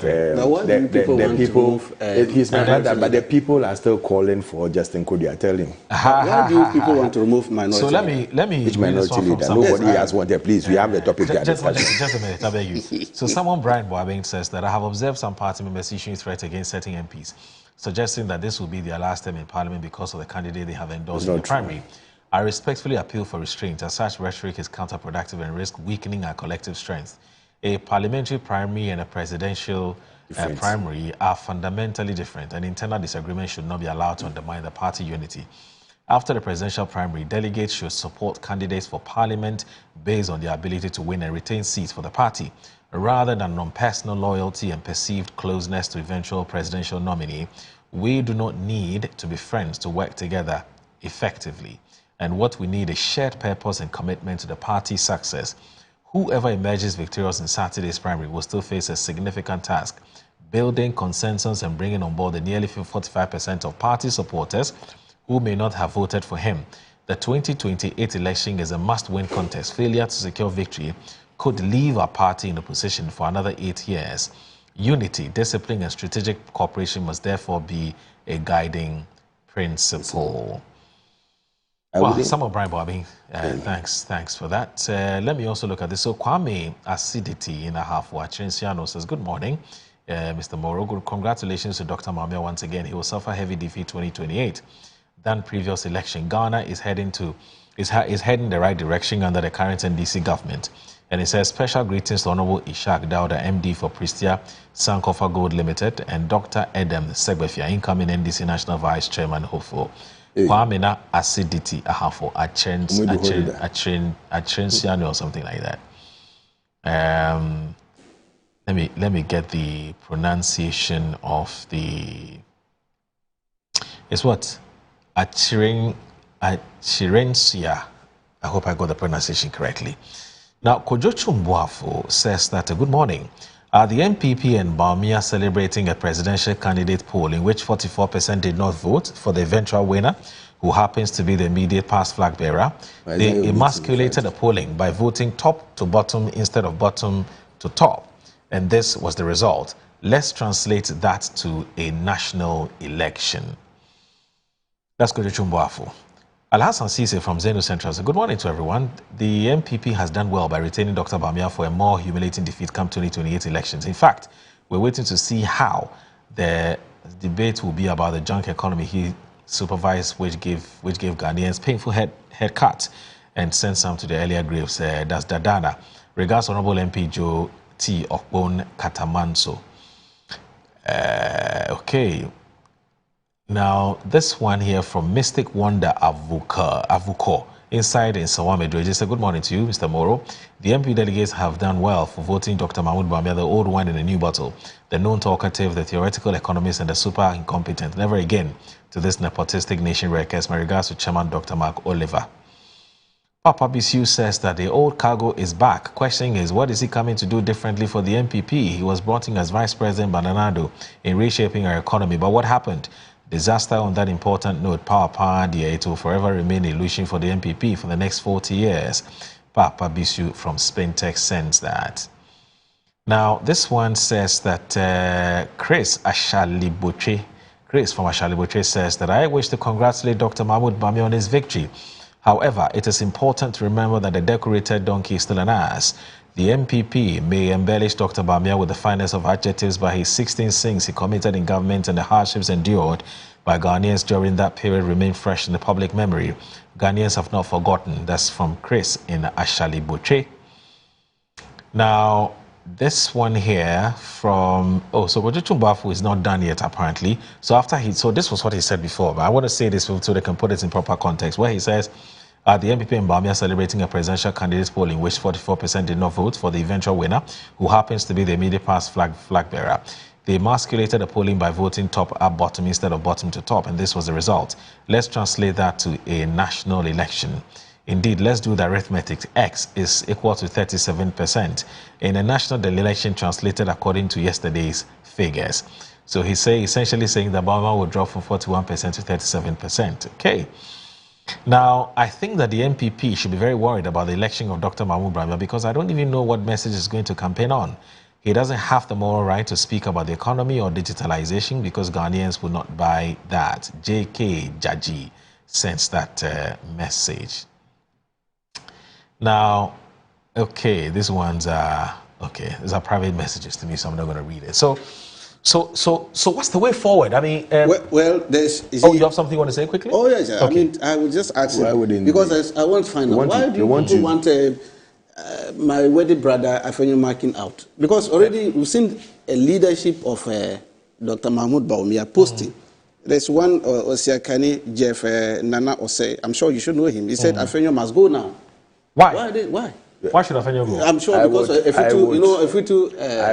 Japan can I answer you massively? And you see another one. Nana Poku. Can you give me the chance to be on the floor? Let him finish. Nana Atobra, who happens to be a key member on one of the contestants. Atobra. Nana Atobra. Yes. He said Nana Aduse. He used to be with the Dan Kwasitu, isn't it? It could not be him. That they have resumed. Listen to what he said. Okay. When the gentleman posted that Afenyo must go, yes. Listen to what he said. They have resumed. I don't want to use the word. It's an insult. We are not done yet. Let them bring it on. Ubeji Mo Ansani. What does that mean? Really? So your party, there's something wrong. So they must work out something out. Why? Can I come in? Okay. Thank you very much. You've asked the question and I'll answer you. But first of all, let me put it on record that this is one of the most successful, most peaceful, most organized elections ever held. Right. You have to thank if Tanko for that. I mean, His Excellency did very well. Right. Because you people went to sponsor and you want to come and take our pink sheet. We made sure that the security was tight. Security. And provided with security, logistics, everything to make sure that they did their work. You should thank the IGP. Can I land? You want a response to your let him land, please. Just let him land. So, yes. In all this, whether he talks about how many percent as Kojobo and Chumbafu is doing also, we really don't care. We are focused. I've learned a lot from this election. I've learned a lot following Dr. Bawumia. And one thing I'll never let you do is to distract me. We are minded on what we are doing. We are poised for 2028, and victory is assured in 2028. So all MPP members should tighten their belts. Let's work together. Let's unite together and do this together because we can do it. It is possible, and we are going to do it. Coming to Afenyo's home. Yes. What's the issue? The leadership of Parliament, there's the minority or majority, is always selected by MPs. It's not Dr. Bawumia. Right. It's not the leadership of the party again. They did it, and he knows. So this mischief he's trying to create, you see, because they didn't succeed in getting their candidate elected, they want to succeed in bringing division in the party. But we'll keep focused. We won't allow them to come anywhere near. Don't you know that since you came into office, the leadership of Parliament has changed from the party electing someone to MPs in Parliament electing the leadership. He knows. So what are you doing? What are you talking about? Alfred, if MPs decide that, you've served for a year or two, you've served for 3 years, you've served for 4 years, let's rotate so that another person becomes a leader. We cannot do anything about it. Right. Dr. Bawumia cannot do anything about it. It's MPs who elect their leadership. But it's MPs. Can they do that without seeking the opinion of the flag bearer? Yes, they can. Leadership is elected by Parliament. When we are electing a president in this country, we don't seek permission from this thing. Yes, I mean, yes. So theoretically speaking, you have a point. No, Alfred. He's asking this question. Let him ask. Theoretically, you're right that Parliament can go ahead. I mean, they are masters of their own. They can elect their own leader. But I'm saying that under the kind of politics we do in this part of town, is it possible for the parliamentarians to go ahead without seeking the approval, not even approval, but the opinion of the flag they can only, or even the party leadership? They can only go and plead that, listen, we want to do it. Yes. We want to do this. Doctor can only plead with them that, please, let's exercise restraint. Not even the national chairman or the general secretary? No. It's leadership of Parliament. And they have changed the laws in Parliament. They changed it when they came into power. No, I get it, but I'm saying that they changed it recently, and they know why they changed it. I agree with you, but I'm saying that they know. I'm saying that on paper, you're right, absolutely. Yes. So it's been written in black and white. Doctor, I'm saying that in reality, listen, what happens? if Doctor even hears this, or this thing comes to his forefront, all he can do is to plead with them that, listen, for the sake of unity and progress in this party, let's hold on. Please, that is all he can do. If they still insist that they are going to do it, they can go and vote. They are independent parliamentary candidates, even though they belong to a party. That's what I'm saying, on paper. Even though they belong to a party, they are independent. When they decide that they want to do something, they can do it. Are you saying that the political parties don't have a hand at all in what happens in Parliament? They can only lobby. Yeah, that's what I'm saying. They can only lobby. Yes. Yes, and I've repeated it over and over again. I'm saying that parliamentarians in Parliament for their leadership are now independent. All that can be done is to lobby, is to plead, is to do. But if the people feel that, listen, still we need to change, they will change. So let us not let Tanko come and spoil our discussion this morning. He wants to shift the great things we've done over this weekend. No, you know why? Sweep it under the This Alexander Afenyo-Markin matter came up quite strongly over the weekend. In fact, I have a few MPP friends who this morning sent me messages. It's always been up and they've brushed it down that no. Let me finish. And there have been all kinds of words that have been used, to describe him. Some of which I can't read publicly. And there's a certain feeling that he's not been honest about where he truly belongs. He's always said that I'm not saying that's a fact. He's always said that he wants to remain independent. He wants to remain independent. Then you saw the video we played, this morning we played. In fact, I think we should play that video again. I want to listen. Which video? Let's play the Afenyo-Markin video and put all of this in its proper context. Bright, if the video is ready, let's play what Alexander Afenyo-Markin has said. Now let's watch this. Okay. I can't hear. His firm belief in accountability and his unshakable commitment to the ordinary Ghanaian. For me personally, this is a friend, true and trusted, with whom I share a code. I believe that in this life, in all situations, loyalty to friendship is very essential.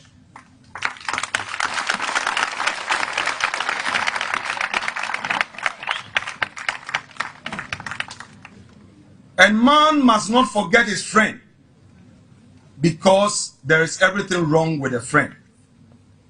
My relationship with him remain unsoiled till time shall be no more. But I equally recognize, and he himself recognizes, that our party first. I am therefore happy to inform you as constituents that yesterday he graciously, without any prompting, talked to the flag bearer, Dr. Mahamadou Bawumia. It was a short chat and very hearty. He gave his commitment to support Dr. Bawumia to win the 2028 election. We salute Honorable Kennedy Oyine Japan for his passion, his firm belief in accountability, and his unshakable commitment. I mean, Afenyo-Markin has not hidden the fact that he is a very good friend to Kennedy Japan. So how does that necessarily translate into a certain suspicion that perhaps he may have worked for Kennedy Japan in the MPP primaries? I don't get where the relationship is coming from. No, he's come under some attack. Seriously. I am stating. Look, the one. I let it go on record. Just 1 second. Let me read exactly what the gentleman who, I don't know him, the guy who posted a thing on his Facebook wall. Now, this is what he says. This is what he says. And he says, Afenyo-Markin must go now. Of course, we can only guess why he thinks that Afenyo-Markin must go. One Osikeni Jeff Nana Okai. In fact, let me forward this to our production team. But the thing is, what could possibly be the reason why the person thinks that Afenyo-Markin must go? You and I can easily surmise. You and I can easily guess. You and I can easily conjecture. If you look at the context within which all of this is happening and how some persons already started criticizing Afenyo-Markin, and in fact, if you look at the results from Ifutu in this just ended primaries and you look at how well Ken performed, they put all of that together, and somehow some people suspect that Afenyo-Markin may have worked for Ken. But there isn't really any evidence, is there? You see, Moro, I keep on repeating, and you don't want to listen to me. I'm listening to you. That computer and his people are orchestrating so many things. Okay. The first one, they didn't succeed. Now they've gone to push people to write so many stories that Afenyo should go. Why do we need Afenyo? You mean the guy who wrote is an NPP, is an NDC guy? No, but if NDC people push these stories and an MPP person sees it, who supports Afenyo? But also listen, I said someone who supports Afenyo will be interested in this. That why do they want to push Afenyo out? But I'm telling you that there are undertones from NDC that they should push Afenyo out. Let us keep cool. Nothing has come up. Okay. Nothing is going to happen. Afenyo is a nice leader, he's a nice gentleman, he's held the fort for this long. He can still be there and he will still be there. I don't see anywhere that they've written that or MPP or the flag bearer or the party leadership under Bute has come out to say that Afenyo is going. Nobody has said it. So neither have I heard any parliamentarian from parliament say that they want to change him. So Samuel Brabwaming sent a very interesting message. It's a fact, he sent it a while ago, but let me read it. To be fair to him, he sent it a while ago. So Brabwaming is back. It says some parties, it says same party, same primary. In one constituency, they voted 100% for DMD. Yay, good. It says in another, they voted 84% for Ken. Nay. Suddenly, their long-term Afenyo must go agenda has intensified. Where are your principles? He comes in with a question mark. And it says, if you have personal issues with Afenyo, deal with them honestly. Don't hijack DMB's victory to fight private battles. Many of the people who voted for DMB are also loyal supporters of Afenyo. Afenyo is loyal, and everyone needs a friend like that. Yeah. He remembers those who stood by him through his ups and downs, and he will not throw them under the bus to police or political trends. God has the final say. His plans for everyone will come to fruition in his own time. Afenyo is a rock. Load him all you can. His loved party and country will remain a mighty minority because of him. We know his worth and what he brings to the table. Mass resistance will face any selfishly egoistic overtures that seek to affect even a strand of his hair.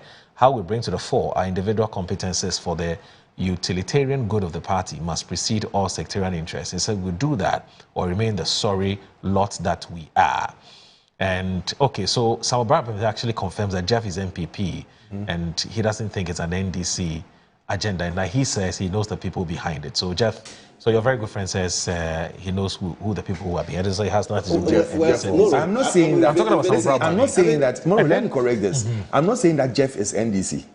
I am saying that it's an agenda that when they failed their first instance, they've started pushing a second instance. And so when are people who are hear some of this? Afenyo is a very good friend. He's a brother actually.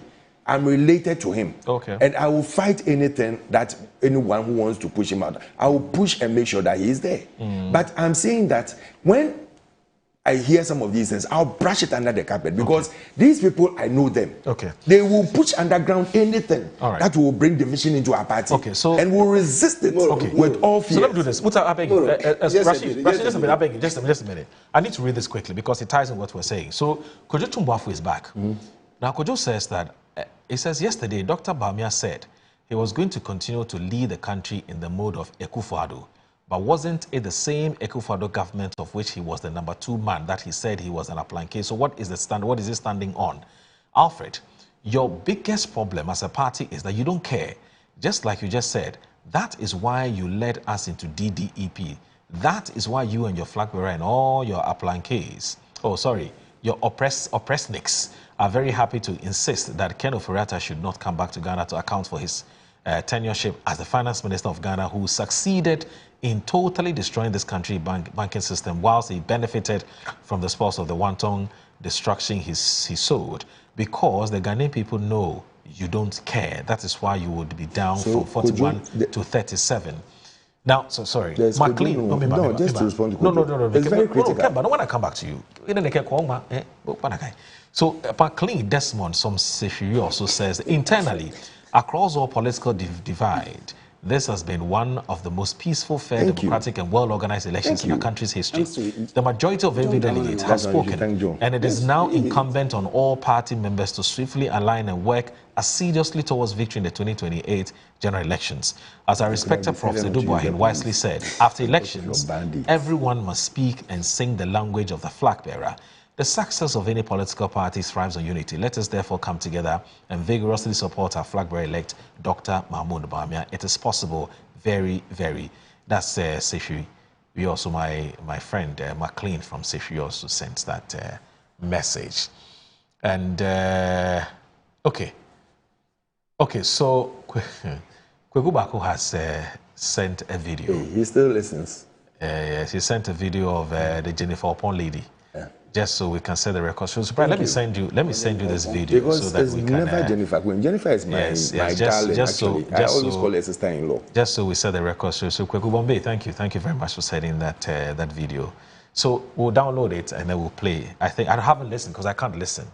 We want to know what Jennifer Oppong has to say in regards to all of that is happening. So Bombay, good morning. Good to hear from you. Anyway, good morning. Just to respond to your party's manipulation. He was on the floor. I was when Chumbafo sent a message, and he is directing it to me. You see, sometimes it amazes me when he behaves that way.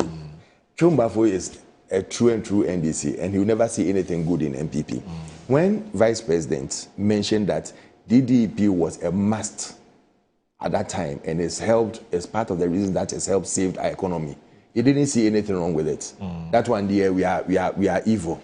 We are still evil for DDP. Let's be realistic. Okay. When we started saying that, this election is one of the best in this Fourth Republic, now my brother is pushing it onto President Mahama that he has organized this for us. Okay. Please let it go on record and time will get it straight that we could have decided not to use the police in these elections.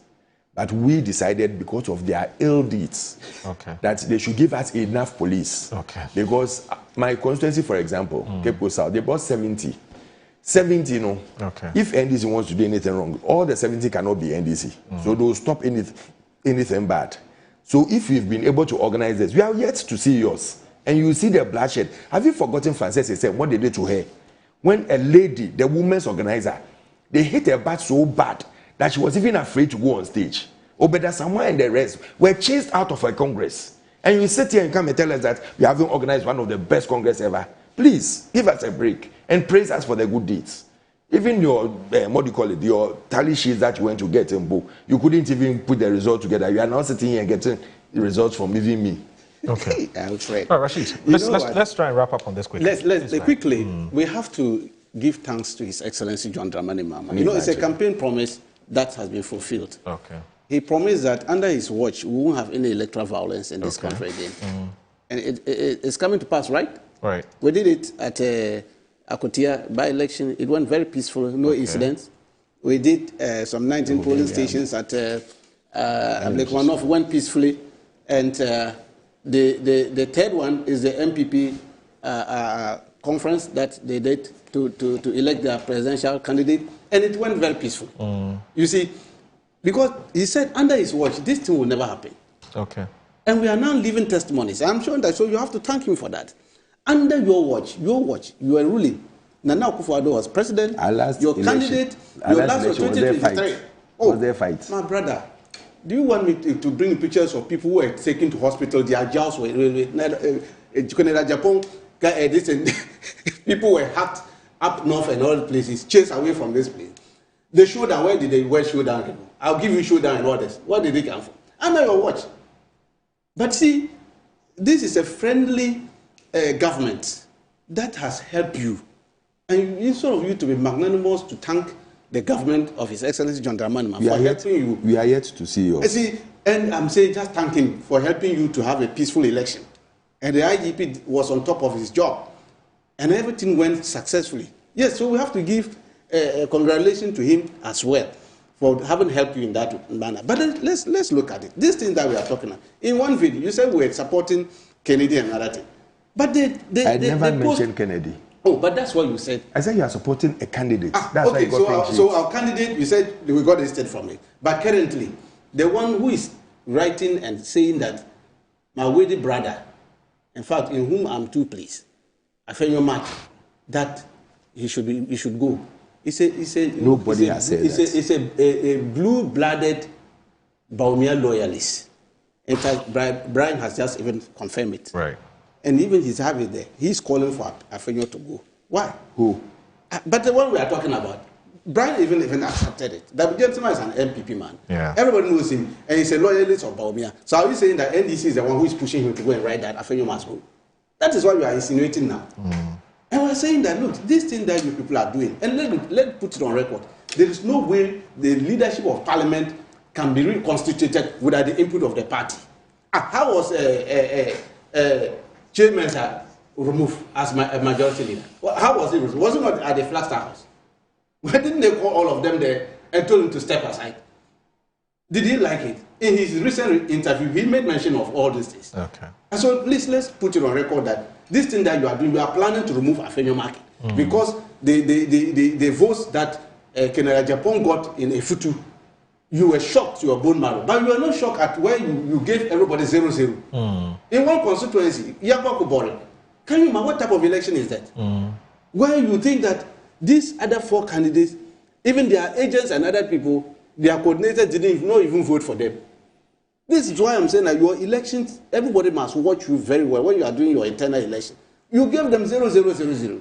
That one there, nobody is saying anything wrong with that. Okay. But when Afenyo and why are you so fixated on Afenyo's issue? Oh, but your people it is not going to happen.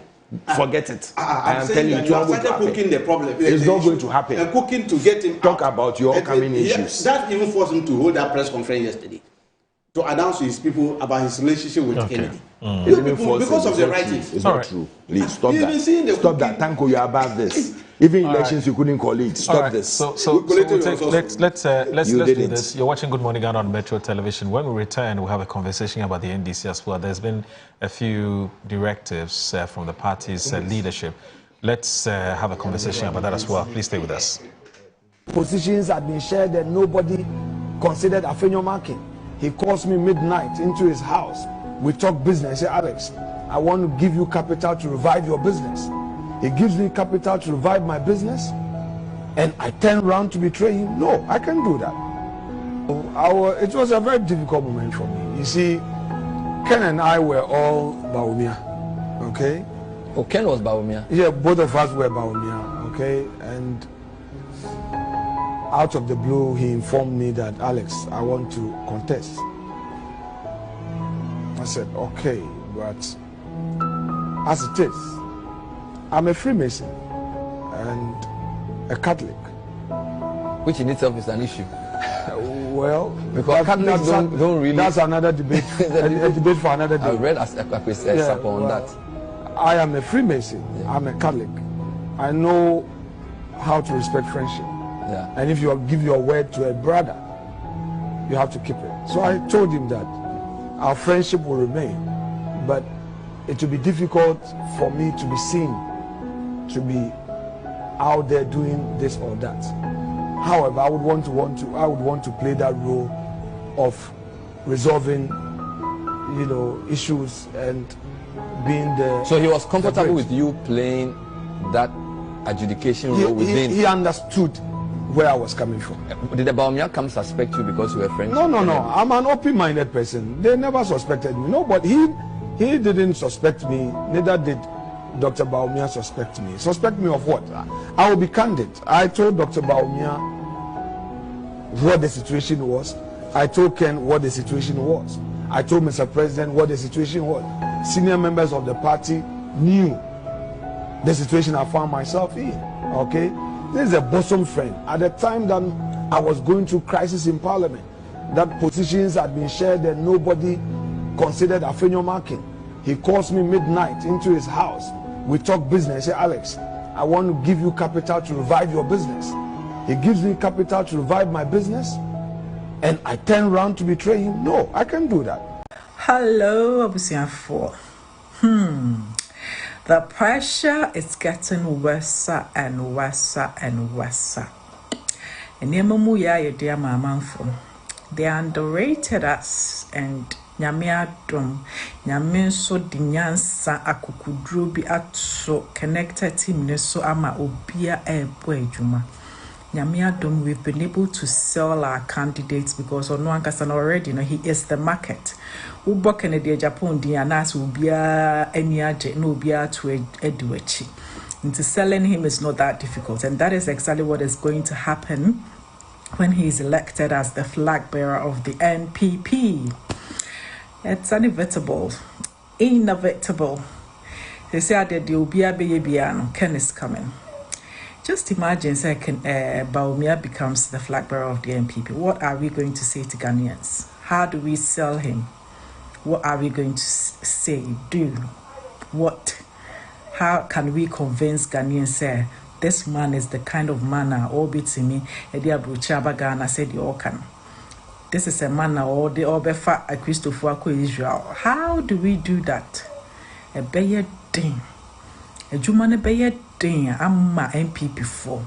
It is all per se Jumani Emrema there. Vote for the person who has been bold, who has been honest all this while. Say Ububia po Kennedy Japon dear, don't be can say, oh, on your canocre, or you know quaff.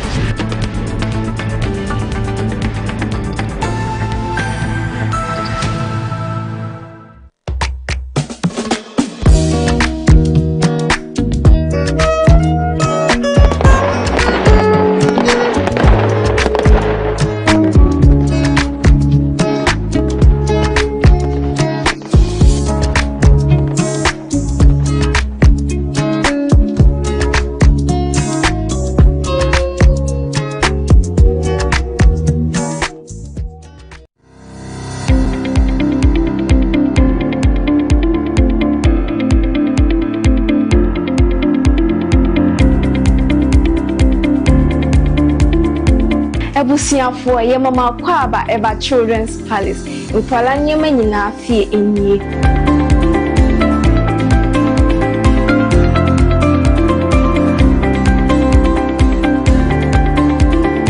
Yonkwala ntade mani mema nyina ntare na wase. Yonkwala shoes, yonkwala duane, yonkwala wipes, yonkwala diapers, yonkwala toys, baby cot. In fact, bibia opama o manyina obenye biwa ase.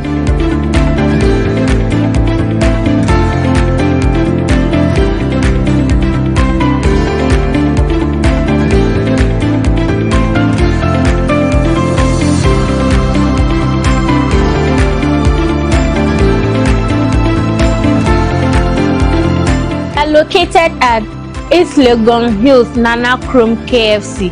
Contact us on 059-6377-172. Children's Palace. Happy children, happy fashion. See you soon. Bye-bye.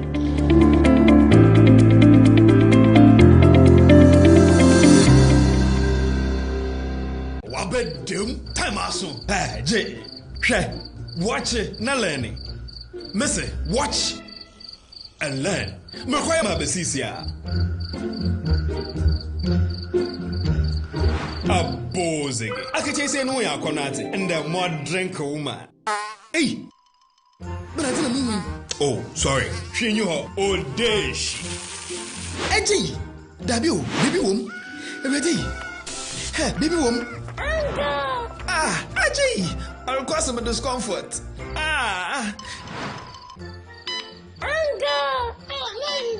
Sorry, well, uncle, where would I die? Why your funeral? Say a Pesori insecticide GB at a user.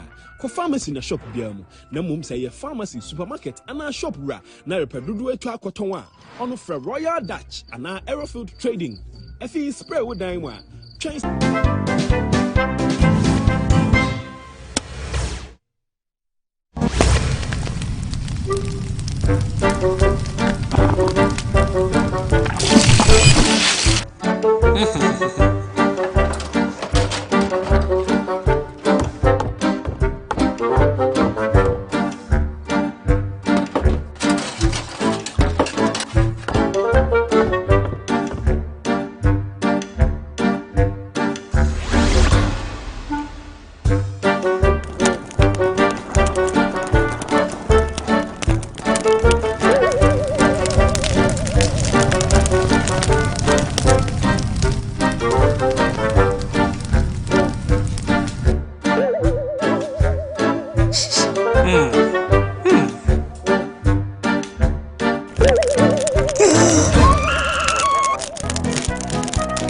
Never dispose of ashes or fire into dustbins at the market or homes.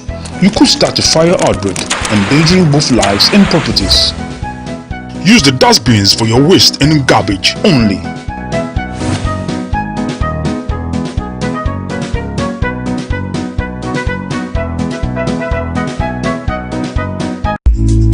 Good afternoon, Mr. Ambedu.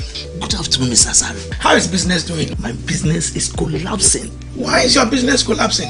I sold my products and services to my clients on credit, and my debtors are not paying their debt. Have you heard of Rosic Consult Limited, a debt recovery company operating in all the 16 regions of Ghana? Not at all. Mr. Ampadu, all you need to do is to contact them on their customer service line. I recommend Rosic Consult Limited, a debt recovery company to financial institutions, businessmen and businesswomen, other companies, and also individuals. Rosic Consult has 98.4% debt recovery rate. We have professional debt recovery managers. You are assured of swift debt recovery. No recovery, no commission. For Rosic Consult Limited, no more write-offs. And we pre-finance the recovery ourselves. We are the number one. The 15th Gold Bond RTP Awards 2025 is here. The prestigious award is slated for Saturday, 7th February 2026 at the Accra International Conference Center. Red carpet starts at 6 p.m. The event will also award the top 10 most performed public company CEOs of 2025 with lots of artists performing on the night. The 15th Gold Bond RTP Awards is powered by Big Events Ghana and sponsored by Gold Bond, Visa Kin, RTP Media Training Institute, RTP Skills Development Institute, RTP Mall, AgriFet Ghana, CocoFit, Knee Fashion, Coco Trade Ghana, Ride Along, A to Z Auto Services, and Specialized Mineral Water. For Good Morning Ghana to win the Best Television Morning Program of the Year award, dial star 920 star 111 hash and enter nominee code 100 to vote.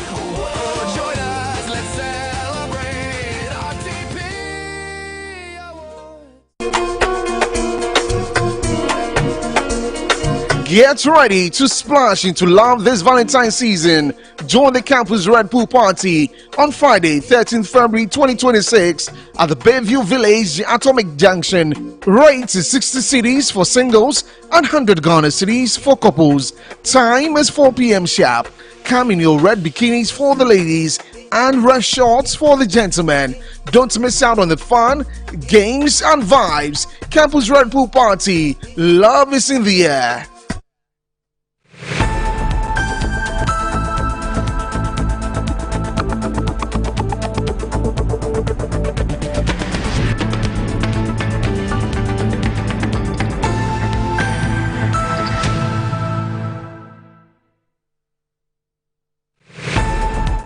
All right, so that's Good Morning Ghana on Metro Television. My name is Audu Moro, and I'm here with Mr. Alfred Thompson. He's a banker and also a member of the MPP's communications team.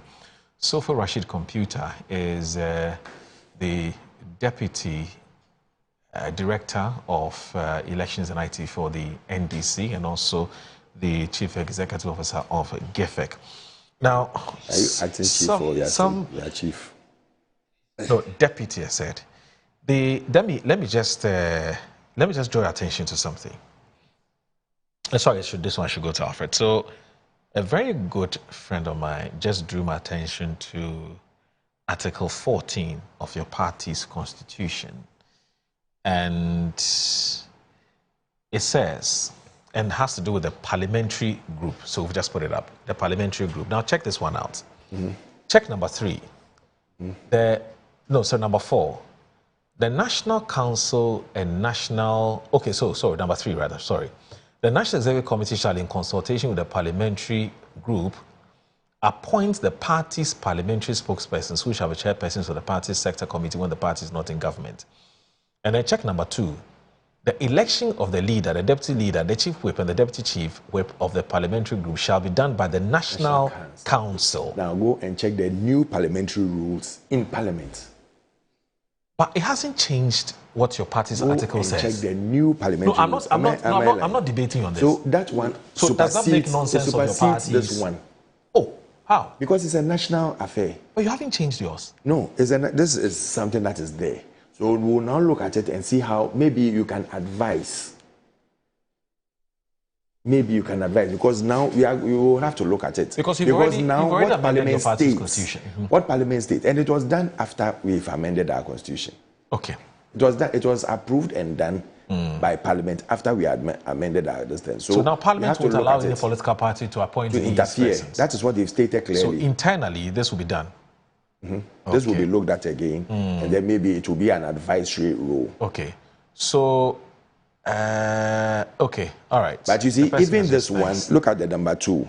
It says the election of the leader, the deputy leader, the chief whip, and the deputy chief whip of parliament shall be done by who?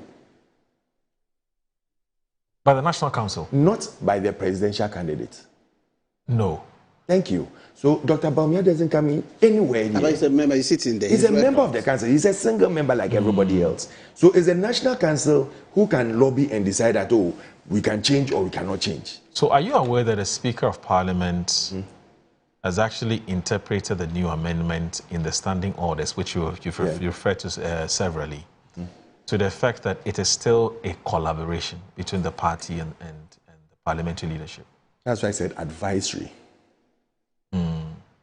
That's why I used it as advisory. So, Alfred, so the form in which you know what this is important. Yes. Because of the Alfred Joba came It's very important, yeah. So and that's why I keep on saying that the party would look at it again. Because when you bring in new rules, the party would have to look at its own and also see how they can work together in collaboration. Okay. The party will not fold it and just allow the parliamentarians. It doesn't matter what parliamentarians. Parliamentarians are going to sit down and do that. Anyway, so let's do this. I want us to go to our next topic, and we have just 15 minutes to do this. We'll just do this quickly and briefly. So to end this, or what I can only say is that Afenyo is a nice gentleman. He's the leader of the parliament. You people should not move until any other thing happens. He's still the leader. And he'll always be the leader. Okay. Thank you. So Rashid, it is an issue of reducing, and I'm sure this sounds familiar, it's an issue of reducing the level of greed. If you want to work for the party, you leave your position in government. You can't have one leg here and another there. Who said that? That's according to the General Secretary of the NDC, Fifi Fiavi Kwete.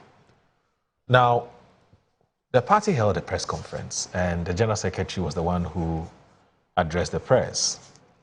And he says that all persons seeking to contest party offices but currently hold government appointments, except board membership, must resign at least 6 months to filing nominations. Help us understand why the party thinks this is important. Very well, Moro. The party held a National Executive Committee meeting last year. Okay. For later part of last year, that was in around December, to look at the guidelines, the roadmap for the reorganization of the party.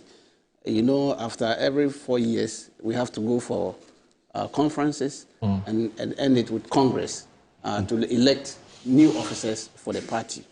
And it's the National Executive Committee of the party that has the mandate to approve the guidelines as presented by FEC. You know, FEC will have to come up with the guidelines and present it to the National Executive Committee. Now, the National Executive Committee is made up of all the regional executives. I'm a selector of them. The deputies are not part, but the key members are all members of the national. You have the parliamentary group, who are also members of the National Executive Committee. Of course, the president, if we are in power, the president is a member, and then it's chaired by the national chairman himself. And then the general secretary is the chief scribe at the National Executive Committee. Now, so this last National Executive Committee, these proposals, the guidelines, another thing was presented for them to look at and take a decision on it. Well, at the end of it, the National Executive Committee approved it. They approved these regulations based on Article 54 of the party constitution. You know, the Article 54 of the party constitution gave some residual powers to National Executive Committee to take up decisions or make regulations to guide the party on matters which are not in the party constitution. Okay. So, for instance, the issue of being in government and also holding party position is not in the party constitution. Okay. It's not in the party constitution. But under Article 54 of the party constitution, it gave that power to National Executive Committee to make this thing, proposals and all this to Okay. guide the party. So this decision came under this article at the National Executive Committee, and they took the decision that, look, let's look at the party. We have a very strong party that gave us this victory. A lot of the government is performing well. For 1 year, we've been in government and all that, and we have performed, in fact, fantastic. And so why not say, okay, we allow the government to continue this performance? In fact, that was the reason I sat through the National Executive Committee meeting on that day. That look, why not allow the government to continue to perform the way it's performing, and then so that we can allow new people to come and take up the elective position. Don't forget, this decision is about elective positions. There are two positions in the party, elective and then appointed. Right. So the appointive one is not affected by this. Of course, you know, when they are going to appoint somebody, they appoint based on your technical know-how in certain area. That's why they don't make it elective. Otherwise, some people can use any means to get to that position, they cannot perform. And so those positions are like legal, director of legal, is appointive. And it is not a full-time fake position. And so if somebody is appointed, he only comes in when we need his advice on legal matters and all that. And he can go. So in that case, people like that who are in government can be considered in those appointed. But the elective one, they run the day-to-day activity of the party. And they're supposed to be active and every day. That was the reasoning behind the decision at the effect. And then the issue of the board chairman also came up, and board members. And it was agreed that, look, board members and board chairman, it's not an active job. It's not a full-time job. That they sit, some boards sit twice in a year.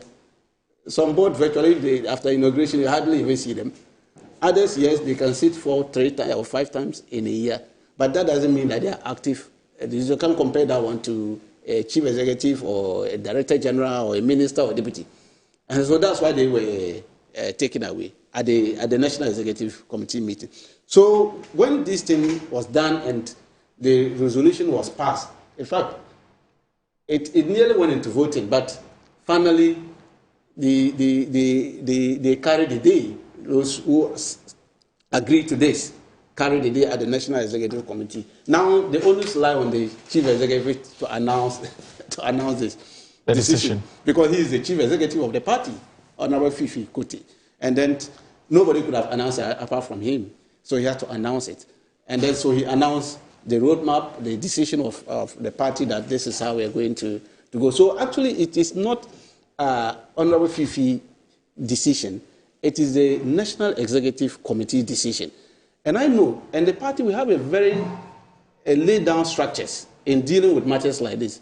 And I know a lot of people are not happy. If they are not happy, there's a process that you can go through.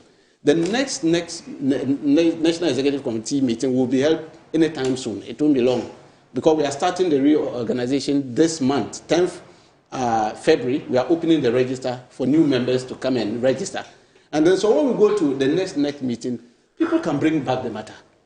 It is NEC who took that decision. They can bring up memorandums, and if you have issues about it, bring it before the NEC. And I can assure you, if the advanced reasons why that decision is not in the best interest of party, why not? There are party members who sit at the NEC.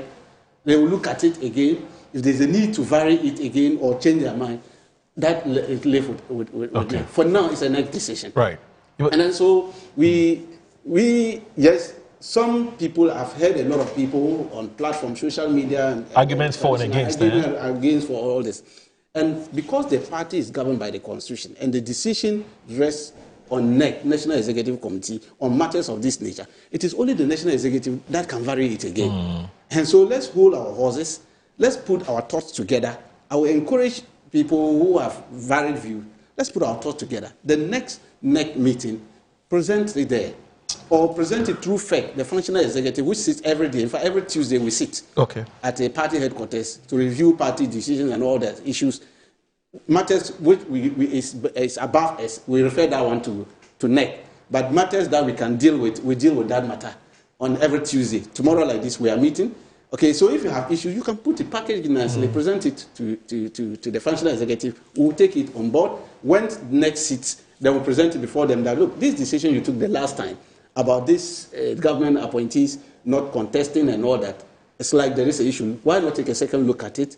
They will look at it, they will re-examine it again. If there's a need for them to vary it, then we go, that's how beautiful NDC is. We are not like our opponent, NPP. They just do things haphazardly and then things will go haywire in their party. Ours is a very structured party. And I love the argument. I love it. I listen to it. I sit down and listen to all those for and those against, and I love the argument. But you should put the pot together and then it gets to it. So the spokespersons that appear on these various platforms, what are they? Are they party spokespersons or government spokespersons? Well, you see, there's a thin line between the party and government. Okay, because I'm driving a certain point, but I want to get that clarity. There's a thin line. The party has a communication director, and deputies, communication directors. Okay, and then when we were in opposition, they were dealing with all the communication and all that. Now we are in government. The government also has its communication, and then led by the Honorable Felix Kwachi. Right. They work closely with the party communication. Okay, so they are still party communicators. Yes, they are not necessarily government communicators. No, they still communicate for the government. Why not? Okay, because so both party and government. But would you describe them as appointees of the government? No, you see, the appointees here we are talking of. Okay. It's the appointees, and it is very clear. Right. If you look at the guideline, they mention them. You are talking of ministers and deputy ministers, chief executive officers, their deputies, then analogous. When they talk of analogous, you are talking of director general, managing directors, DGs, and all that. The way that some administrators, all these people, they are up into that. That is what they are looking at. Okay. But when you look at officers like regional directors, like you have an officer who is the regional director of NHI or health insurance, this and YE, they are not affected. That's not what we're looking at. They're looking at the top up there. So these are the people. But those communicating and all that. What's the name of this? Mustafa Bande is a deputy director in charge of operations, also at the presidency. Yes. That's also a government appointment. Is he affected by this new policy or this new? Well, he's also.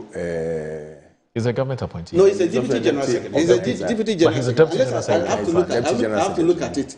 They are analogous because we have an addendum on those things. They should do this. So I'll have to look at it, but I'm not too sure. But that one there is it's an operation at the Flagstaff House, but I have to look at it again. No, I didn't take time. It's not clear. But here's the thing.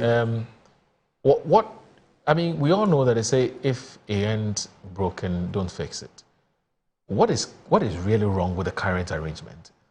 No, that's what I'm saying. So someone like the chap who's a gold board, what's his name? Sami Jefi. He's a gold board. He's the national communications officer of your party. Ruth Sedo is the executive director, National Service Secretariat. Yeah. You have Osman Ayariga, who is at a youth. Doing fantastic. What's the name of this? Youth something. National Youth Authority. Right, he's there. You have your women's organizer. Yes. Hannah Bisiu. She's at Ghana, Minerals Fund. Let me explain. When I explain, you understand where they are. And then you also have Malik Basintale, who is Deputy Sami Jefi. He's now YEA as the head. And then you have George Opariado, who's now the Minister for Youth Development and Employment. No, I think it's the Minister for Youth Development. Yes, he is also at. He's the National Youth Organizer. Now, is there currently any problem with this arrangement? Is the party struggling or suffering as a result of the fact that these persons or individuals have been drafted into government? Well, at the discussion at this National Executive Committee, this agreement came up. Okay. I mean, it was for and against. Okay. It was a lovely discussion. In fact, I sat through, but along the line, I had to leave because I had some emergency I needed to deal with. But it was so, I had the argument for and against that decision. It was very lovely. Okay, and that's why I like NDC. I mean, if you look at it, it wasn't too acrimonious. But people were advancing reasons why we should go by this decision. Others were saying no. Interestingly, those who were even saying no, that decision were not even appointees of government. Okay. At that discussion, it was very interesting. And some government appointees too who were part of the NEC were saying that no, that decision is not the best. We should look at it again and all that. But you see, you are talking of National Executive Committee. As soon as a decision is taken at that level, we don't have somebody is against it or somebody is for it. It's a collective decision of the National Executive Committee. And that is why you hardly tell that this person spoke against it or this person spoke for it. It's a decision of the National Executive Committee. And then so that decision had to be communicated to the public by the General Secretary. And he communicated same. And so that's why I'm saying that, yes, we've been following through when this decision was announced, and then people are putting their thought together. Yes, we encourage them, just put their thought together on paper. I mean, the channel is there, the National Functional Executive Committee is there. Let's present it to them. The National Executive Committee will sit again before we will go into this thing. Today we are on the 10th, we are in January now, this is in February. February 10th, we are opening the registers. Okay. And I'm encouraging new entrants, like Jennifer Opong and his group, and her group can join. They can go to the registers when we open it by 10th. A lot of your people are calling me. There. No, a lot of your she's people already there. You said the campaign you people give her, the money you pay. A lot of your party people are running away. So they should come and register now on the 10th. At each branch, they should go there and register, take the party membership. By 30th, we would have finished the registration, and then we'll compile the branch registers. Okay. See, that's how beautiful reorganization is going to be. So whilst in the process, we are doing all these things. Okay. Yes, the argument is still ongoing. No problem. The debate is still ongoing. Okay. But let's put it together. The party will review it. All right. Yes. And look at it. You see, my brother has been struggling for the last 10 to 15 minutes, repeating himself about, and we are a good party, we are not like the other party, and we are not. Emphasis. When you failed, you failed. Alfred, when you have failed, you have failed. Okay. What they failed to do, and that is what MPP did.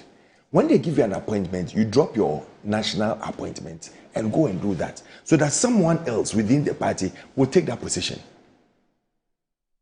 This is the beginning of their disaster, and we are waiting and watching. We won't set up, anti-Reagan system across the country. Neither will we set up anti-coalition centers across the country. We will watch you quietly, and we will focus on our campaign, because we have the flag bearer who is bringing unity, peace, and development. We have the flag bearer who understands and appreciates that when there are challenges, you think outside the box and deliver. We have the flag bearer who is ready to sacrifice himself for the country. Everything he has, he's putting ahead of him. But you are now fighting within yourselves whether President Mahama is in charge, or Esiedun Ketia is in charge, or Fifi Kwete is the one who has to talk for the party. That is what they are struggling with. And that is why they will go to next meeting and say that they are giving you 6 months ahead of time. Your election will be when? You are now giving people 6 months that if you want to still be a member of the party, an executive member of the party, you should resign 6 months ahead of time. You are not bringing it out. And look at the way they even brought it out. The demeanor in which they speak about it. Sycophancy and so many things going on that is killing the party. People they don't know whether they should worship Esiedun Ketia, who might be their next flag bearer, or they should go to your Minister of Finance, or they should go to the Minister for Education, or they go to Nana Opoku-Agyeman, or they should go to who? They are fighting within themselves. And the center cannot hold. Because now Mahama doesn't know whether the party is going to give him the third term, or the party is still insisting on saying that nobody has gone 10 terms, so third term, so he can't go. So there's a whole fraction within this, what do you call it, the NDC things that they are doing. And I'm glad that people like Jennifer Opong has stated clearly that they should pay her for the work she has done for them, and that she's going to take an NDC card. Because it tells us that, she said, MPP4, it tells us that she wasn't part of us. That is what she stated clearly. And on her page, she stated that NDC should pay her for the work she's done towards 2028. She said that? Oh, yes, on her page. I can show it to you. I can send it to you right now. Oh, yes. On the same Facebook page that Tanko opened. Yes. But he didn't read that side. The same Facebook page. She said it. She stated it there. Said, the party. Oh, a lot of your people are joining. Massa, when you were speaking for 15 minutes, I kept quiet. Please. He says, Dr. Frank Amwako, get my NDC card ready. Together we will save Ghana from Mwa party. Also, Abua Ampa. You see, it's so sad. And when you look at it, Ghana first and not party first. I'm moving to NDC because I have principles and not because of rice and oil. They said NDC members should pay me for all the campaign messages I've given them for 2028. That is it. Jennifer Pong. That is it. That one you didn't read. No, this one you didn't read. Alfred. Are you shy to read this one? Alfred. Read it. You see, when you get people internally who are asking for payment from NDC because they've done their work for them, it tells you that that's your so-called coalition center that you couldn't collate. Alfred. Where it's coming You have from. seen that. Oh, please, can I land? You spoke for 15 minutes and you are repeating yourself. Let me move and land. I hear you. Let me land smoothly, please. The cracks in their party are so huge. Okay. Those who want to go should go. Okay. But those who will remain in MPP will be united than ever. Okay. They would follow a leader who doesn't insult, who doesn't destroy people, but will send a message across. And he's going to bring us together. Okay. Because he doesn't believe in divide and rule. Okay. He believes in bringing everybody on board to do the work and win Ghana. And I believe in that leader who is Dr. Mahmoud Bawumia. And Ghana should give him the chance to deliver. So your big brother, Kojo Chumbafu, is back. Again. Why? Can't he sleep? He says... Or he hasn't been given a job. He says... Have they given him a job? But you know when we are talking about people who are in the... No, you know we are talking about people who are in the party and are still having positions. You didn't mention his name. He's part of those who are chopping double. Just a quick one. So it says that Kojo Chumbafu is back. It says, I applaud my friend and brother Apenyo Makin for sticking with his principles. For all the public perception... That was not principle. He's a very good person. A loyal friend and a friend in need. I hope I don't get him into more trouble. Alfred, I have said something good about MPP. Apenyo is my friend. This is a clap for him. But he continues to say that, Moro, please print and store what Alfred has said. When you have failed, you have failed. Bawumia has failed, he has failed. He said what? Mahama has failed, has failed. But Mahama failed in 2016. Let me just do this quickly. Just to end this year. Mahama failed in 2016. But even Ghanaians gave him the chance to come.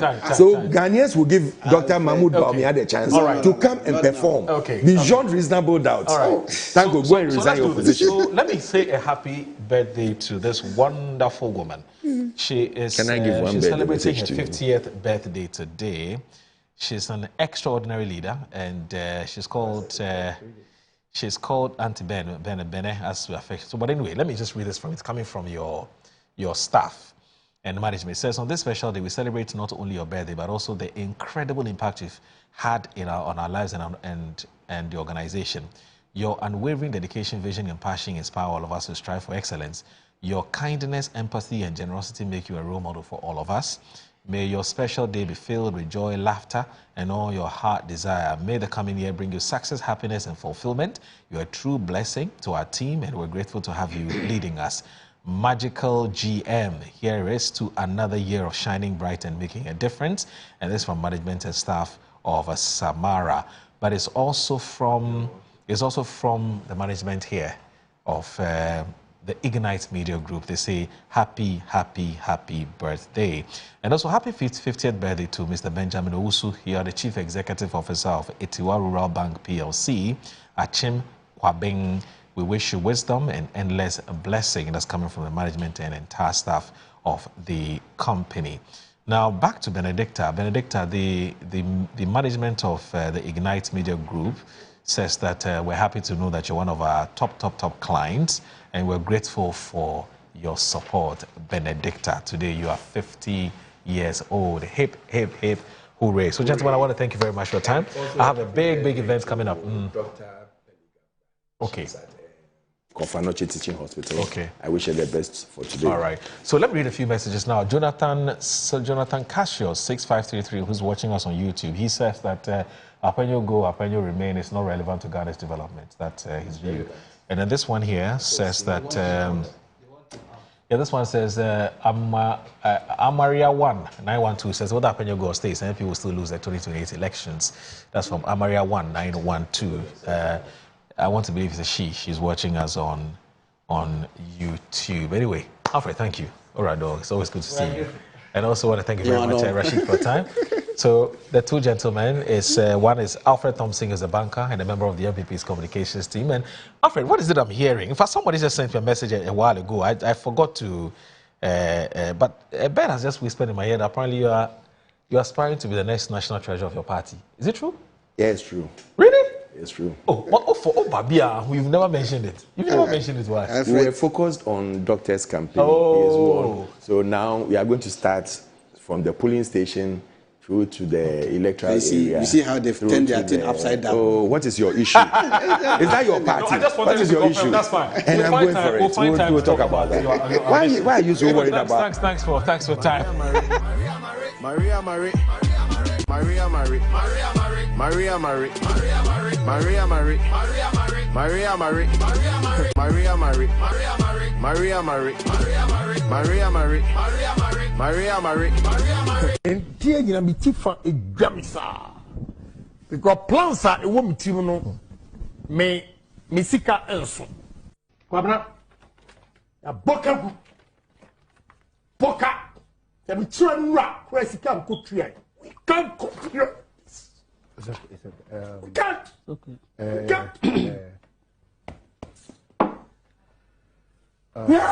That's Praise the Lord. The praising for all the new things is coming for us. Praise the Lord. No, a waste of time. Don't you miss I believe worshiping with others please, and praising God? No.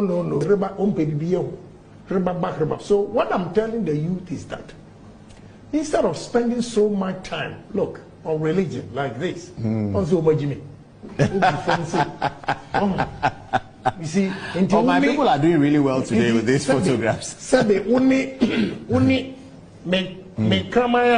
Or don't fear or damning chance. What's the difference going on in this country? And we'll be at you. A software, a koshifu, let me declare, say Nipa winning. They are the problem of this country. I have told you several times, say, Ghana, one more didn't talk about Ghana, you see what is happening? We have 3 years to go.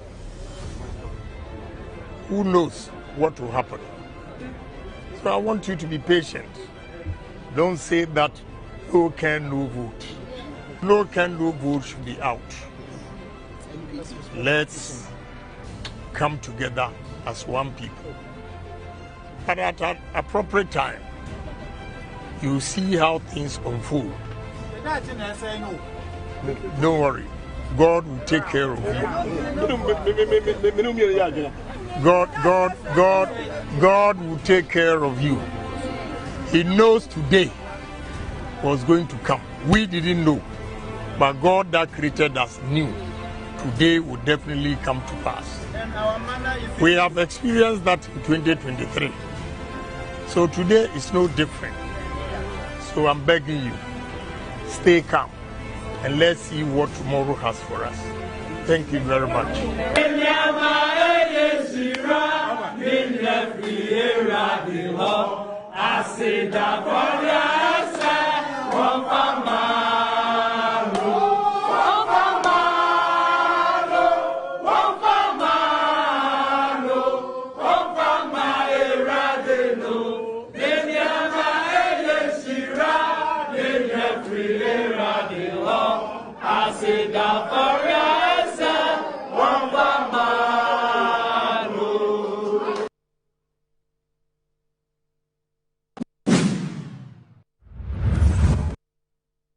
Maria Marie. Maria Marie. Maria Marie. Maria Marie. Maria Marie. Maria Marie. Maria Marie. Maria Marie. Maria Marie. Maria Marie. Maria Marie. Maria Marie. Maria Marie. And dear, you know, me tifa a jamisa. Because plans are a woman team no me sika enso. Kwabna a boka. Ya me try nra where sika ko tria. We can't continue. We can't. Okay. We can't. That's not fun. Kwabna a boka. Ya me try nra where sika ko tria. We can't continue. It's okay. It's okay. Cut! Okay.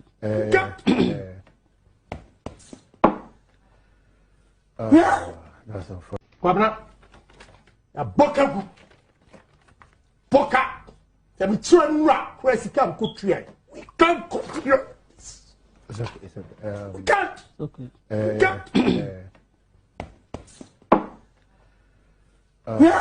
That's unfortunate. Kwabena, ya boka. Let me try and rock where she can't cook here. We can't cook here. It's okay. It's okay. Cut! All right, you're watching Good Morning Ghana, extended version. And it's extended version because we have a very, very important conversation. We have a very brief one as it is. We have in the studio George Obeng Owusu, who is from the Africa Institute of Sanitation and Waste Management. This is going to be a very brief interview because there's a very important information we want to pass on to you, the audience who's watching us. So you can also tell a friend to tell a friend to tell a friend. Now, George Obeng Owusu is the sales and the marketing manager of Africa Institute of Sanitation and Waste Management. Good morning, sir. Thanks for joining us on the show. It's always it's good to see you. And so, I mean, we've heard a lot about this institute, but I'm sure there are some people who haven't really taken their time to get to know more about you. So tell us a bit about this institute, Africa Institute of Sanitation and Waste Management. Who are you? Thank you for having me. First of all, Africa Institute of Sanitation and Waste Management, ASWAM, as some people call it. It's a capacity building institution which was established somewhere in 2011 in partnership with KNUST to actually tackle or run professional programs. From that time till now, I can boldly say that we've been able to graduate over 1,000 people. Wow. Yes. Over 1,000 people? Yes, over 1,000 students actually. How many do you recruit in a year, every year? Oh, you see, we run short... Sorry, that's exactly. We run short courses. Okay. And you see, with the short courses, it doesn't run like the academic courses That's where, where you have an academic year and all that. We run them mostly on a monthly basis. On a monthly basis? And sometimes it can even go as low as 1 or 2 days, okay, depending on the specification of the institution in question. Okay. Yeah. Okay. So, all right, so far you've graduated more than 1,000 people. Yes. How long has this institute been around? Since 2011. 2011? Yes. Wow, 1,000, that's a lot. Yes. Who have trained in what kinds of fields? Is it, but generally it's about waste management? Not exactly. Okay. We are open to other areas like occupational health and safety, logistics, you name it, leadership programs and all. Okay. So we don't limit ourselves to just sanitation. We are open to other areas like leadership, managerial programs, as well as behavioral programs. How employable are your graduates? Oh, very. You see, when it comes to these short courses, mostly the idea is to help people get jobs or even upskill themselves, or some of them also use the opportunity to either get themselves enrolled in schools and other programs. So, for instance, if I did HR and I want to move into, let's say, marketing, these short courses helps you to first of all get the foundation right to be able to either apply or even switch careers. So it is something that has been helping a lot of people. I can't say that this is the numbers that we have for or statistics that shows that these people have been able to get jobs and all that, but it is something that is actually helping a lot of people. Would you be interested in doing that? Because then it helps you know the level of employability or the degree of employability of your graduates, you know, in order to inform policy going forward. It's something that you may want to look at. But let's look at so you said, let's look at how do you train the people? I'm talking about your mode of training. Is it virtual? Is it physical? How many people in the classroom? 1 hour, 2 hours? What's the mode of training like? Okay, so we have made our programs very flexible. Okay. You know, we are targeting corporate bodies, workers, individuals, so we don't have to make it so rigid that they won't be able to get time to attend. So most of our weekend, the short courses are run on weekends, or sometimes depending on the organization's time frame, we just customize it to suit them.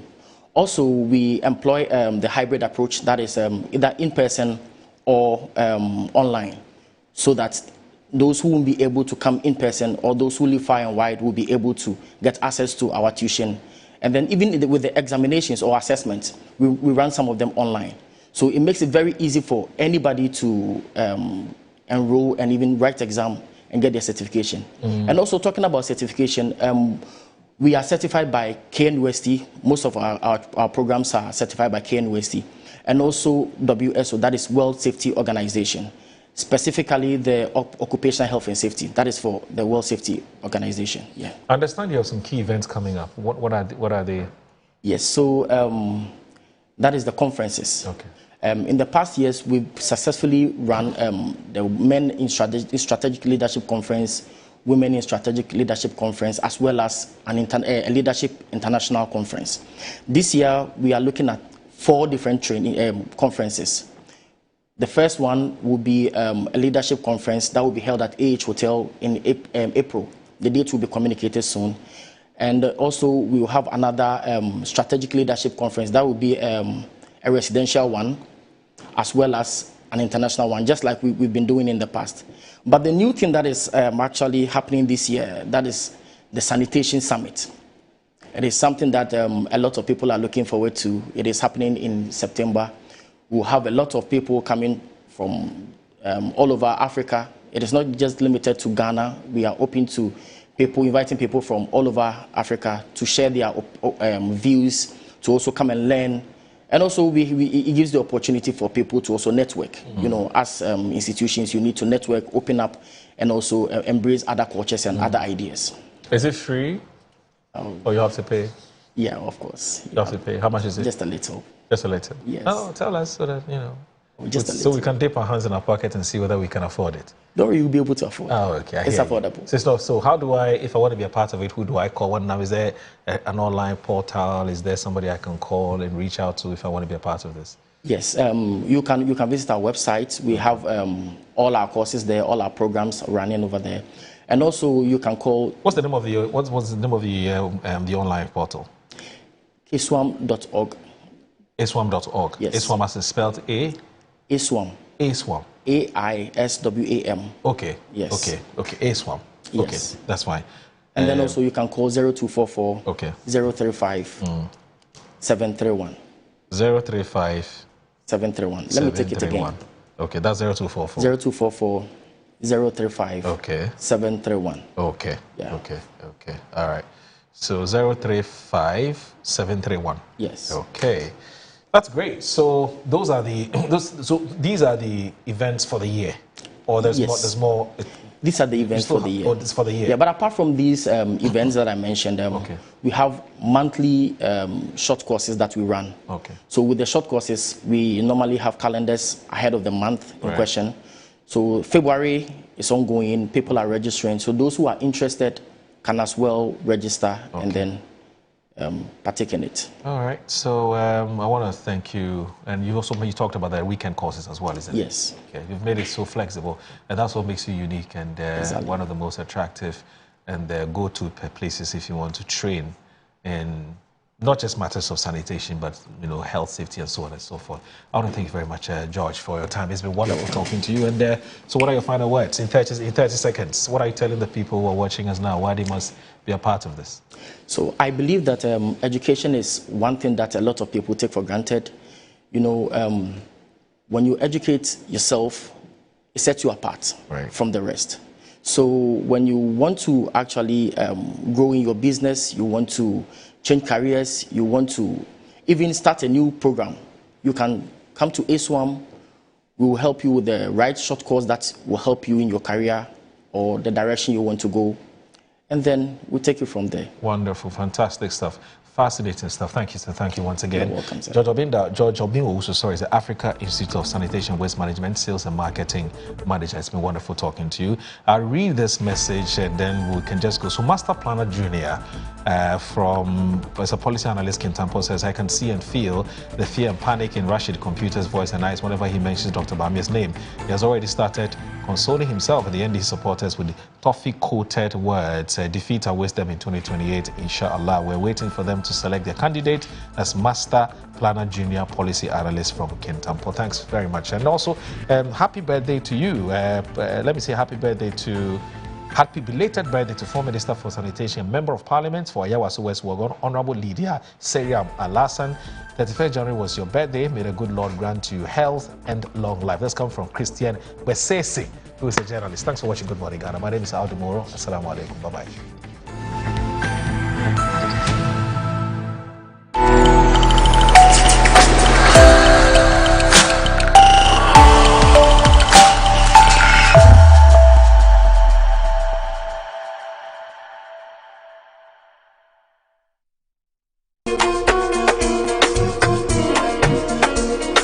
Get ready to splash into love this Valentine's season. Join the Campus Red Pool Party on Friday, 13th February 2026 at the Bayview Village, Atomic Junction. Rates is 60 cedis for singles and 100 Ghana cedis for couples.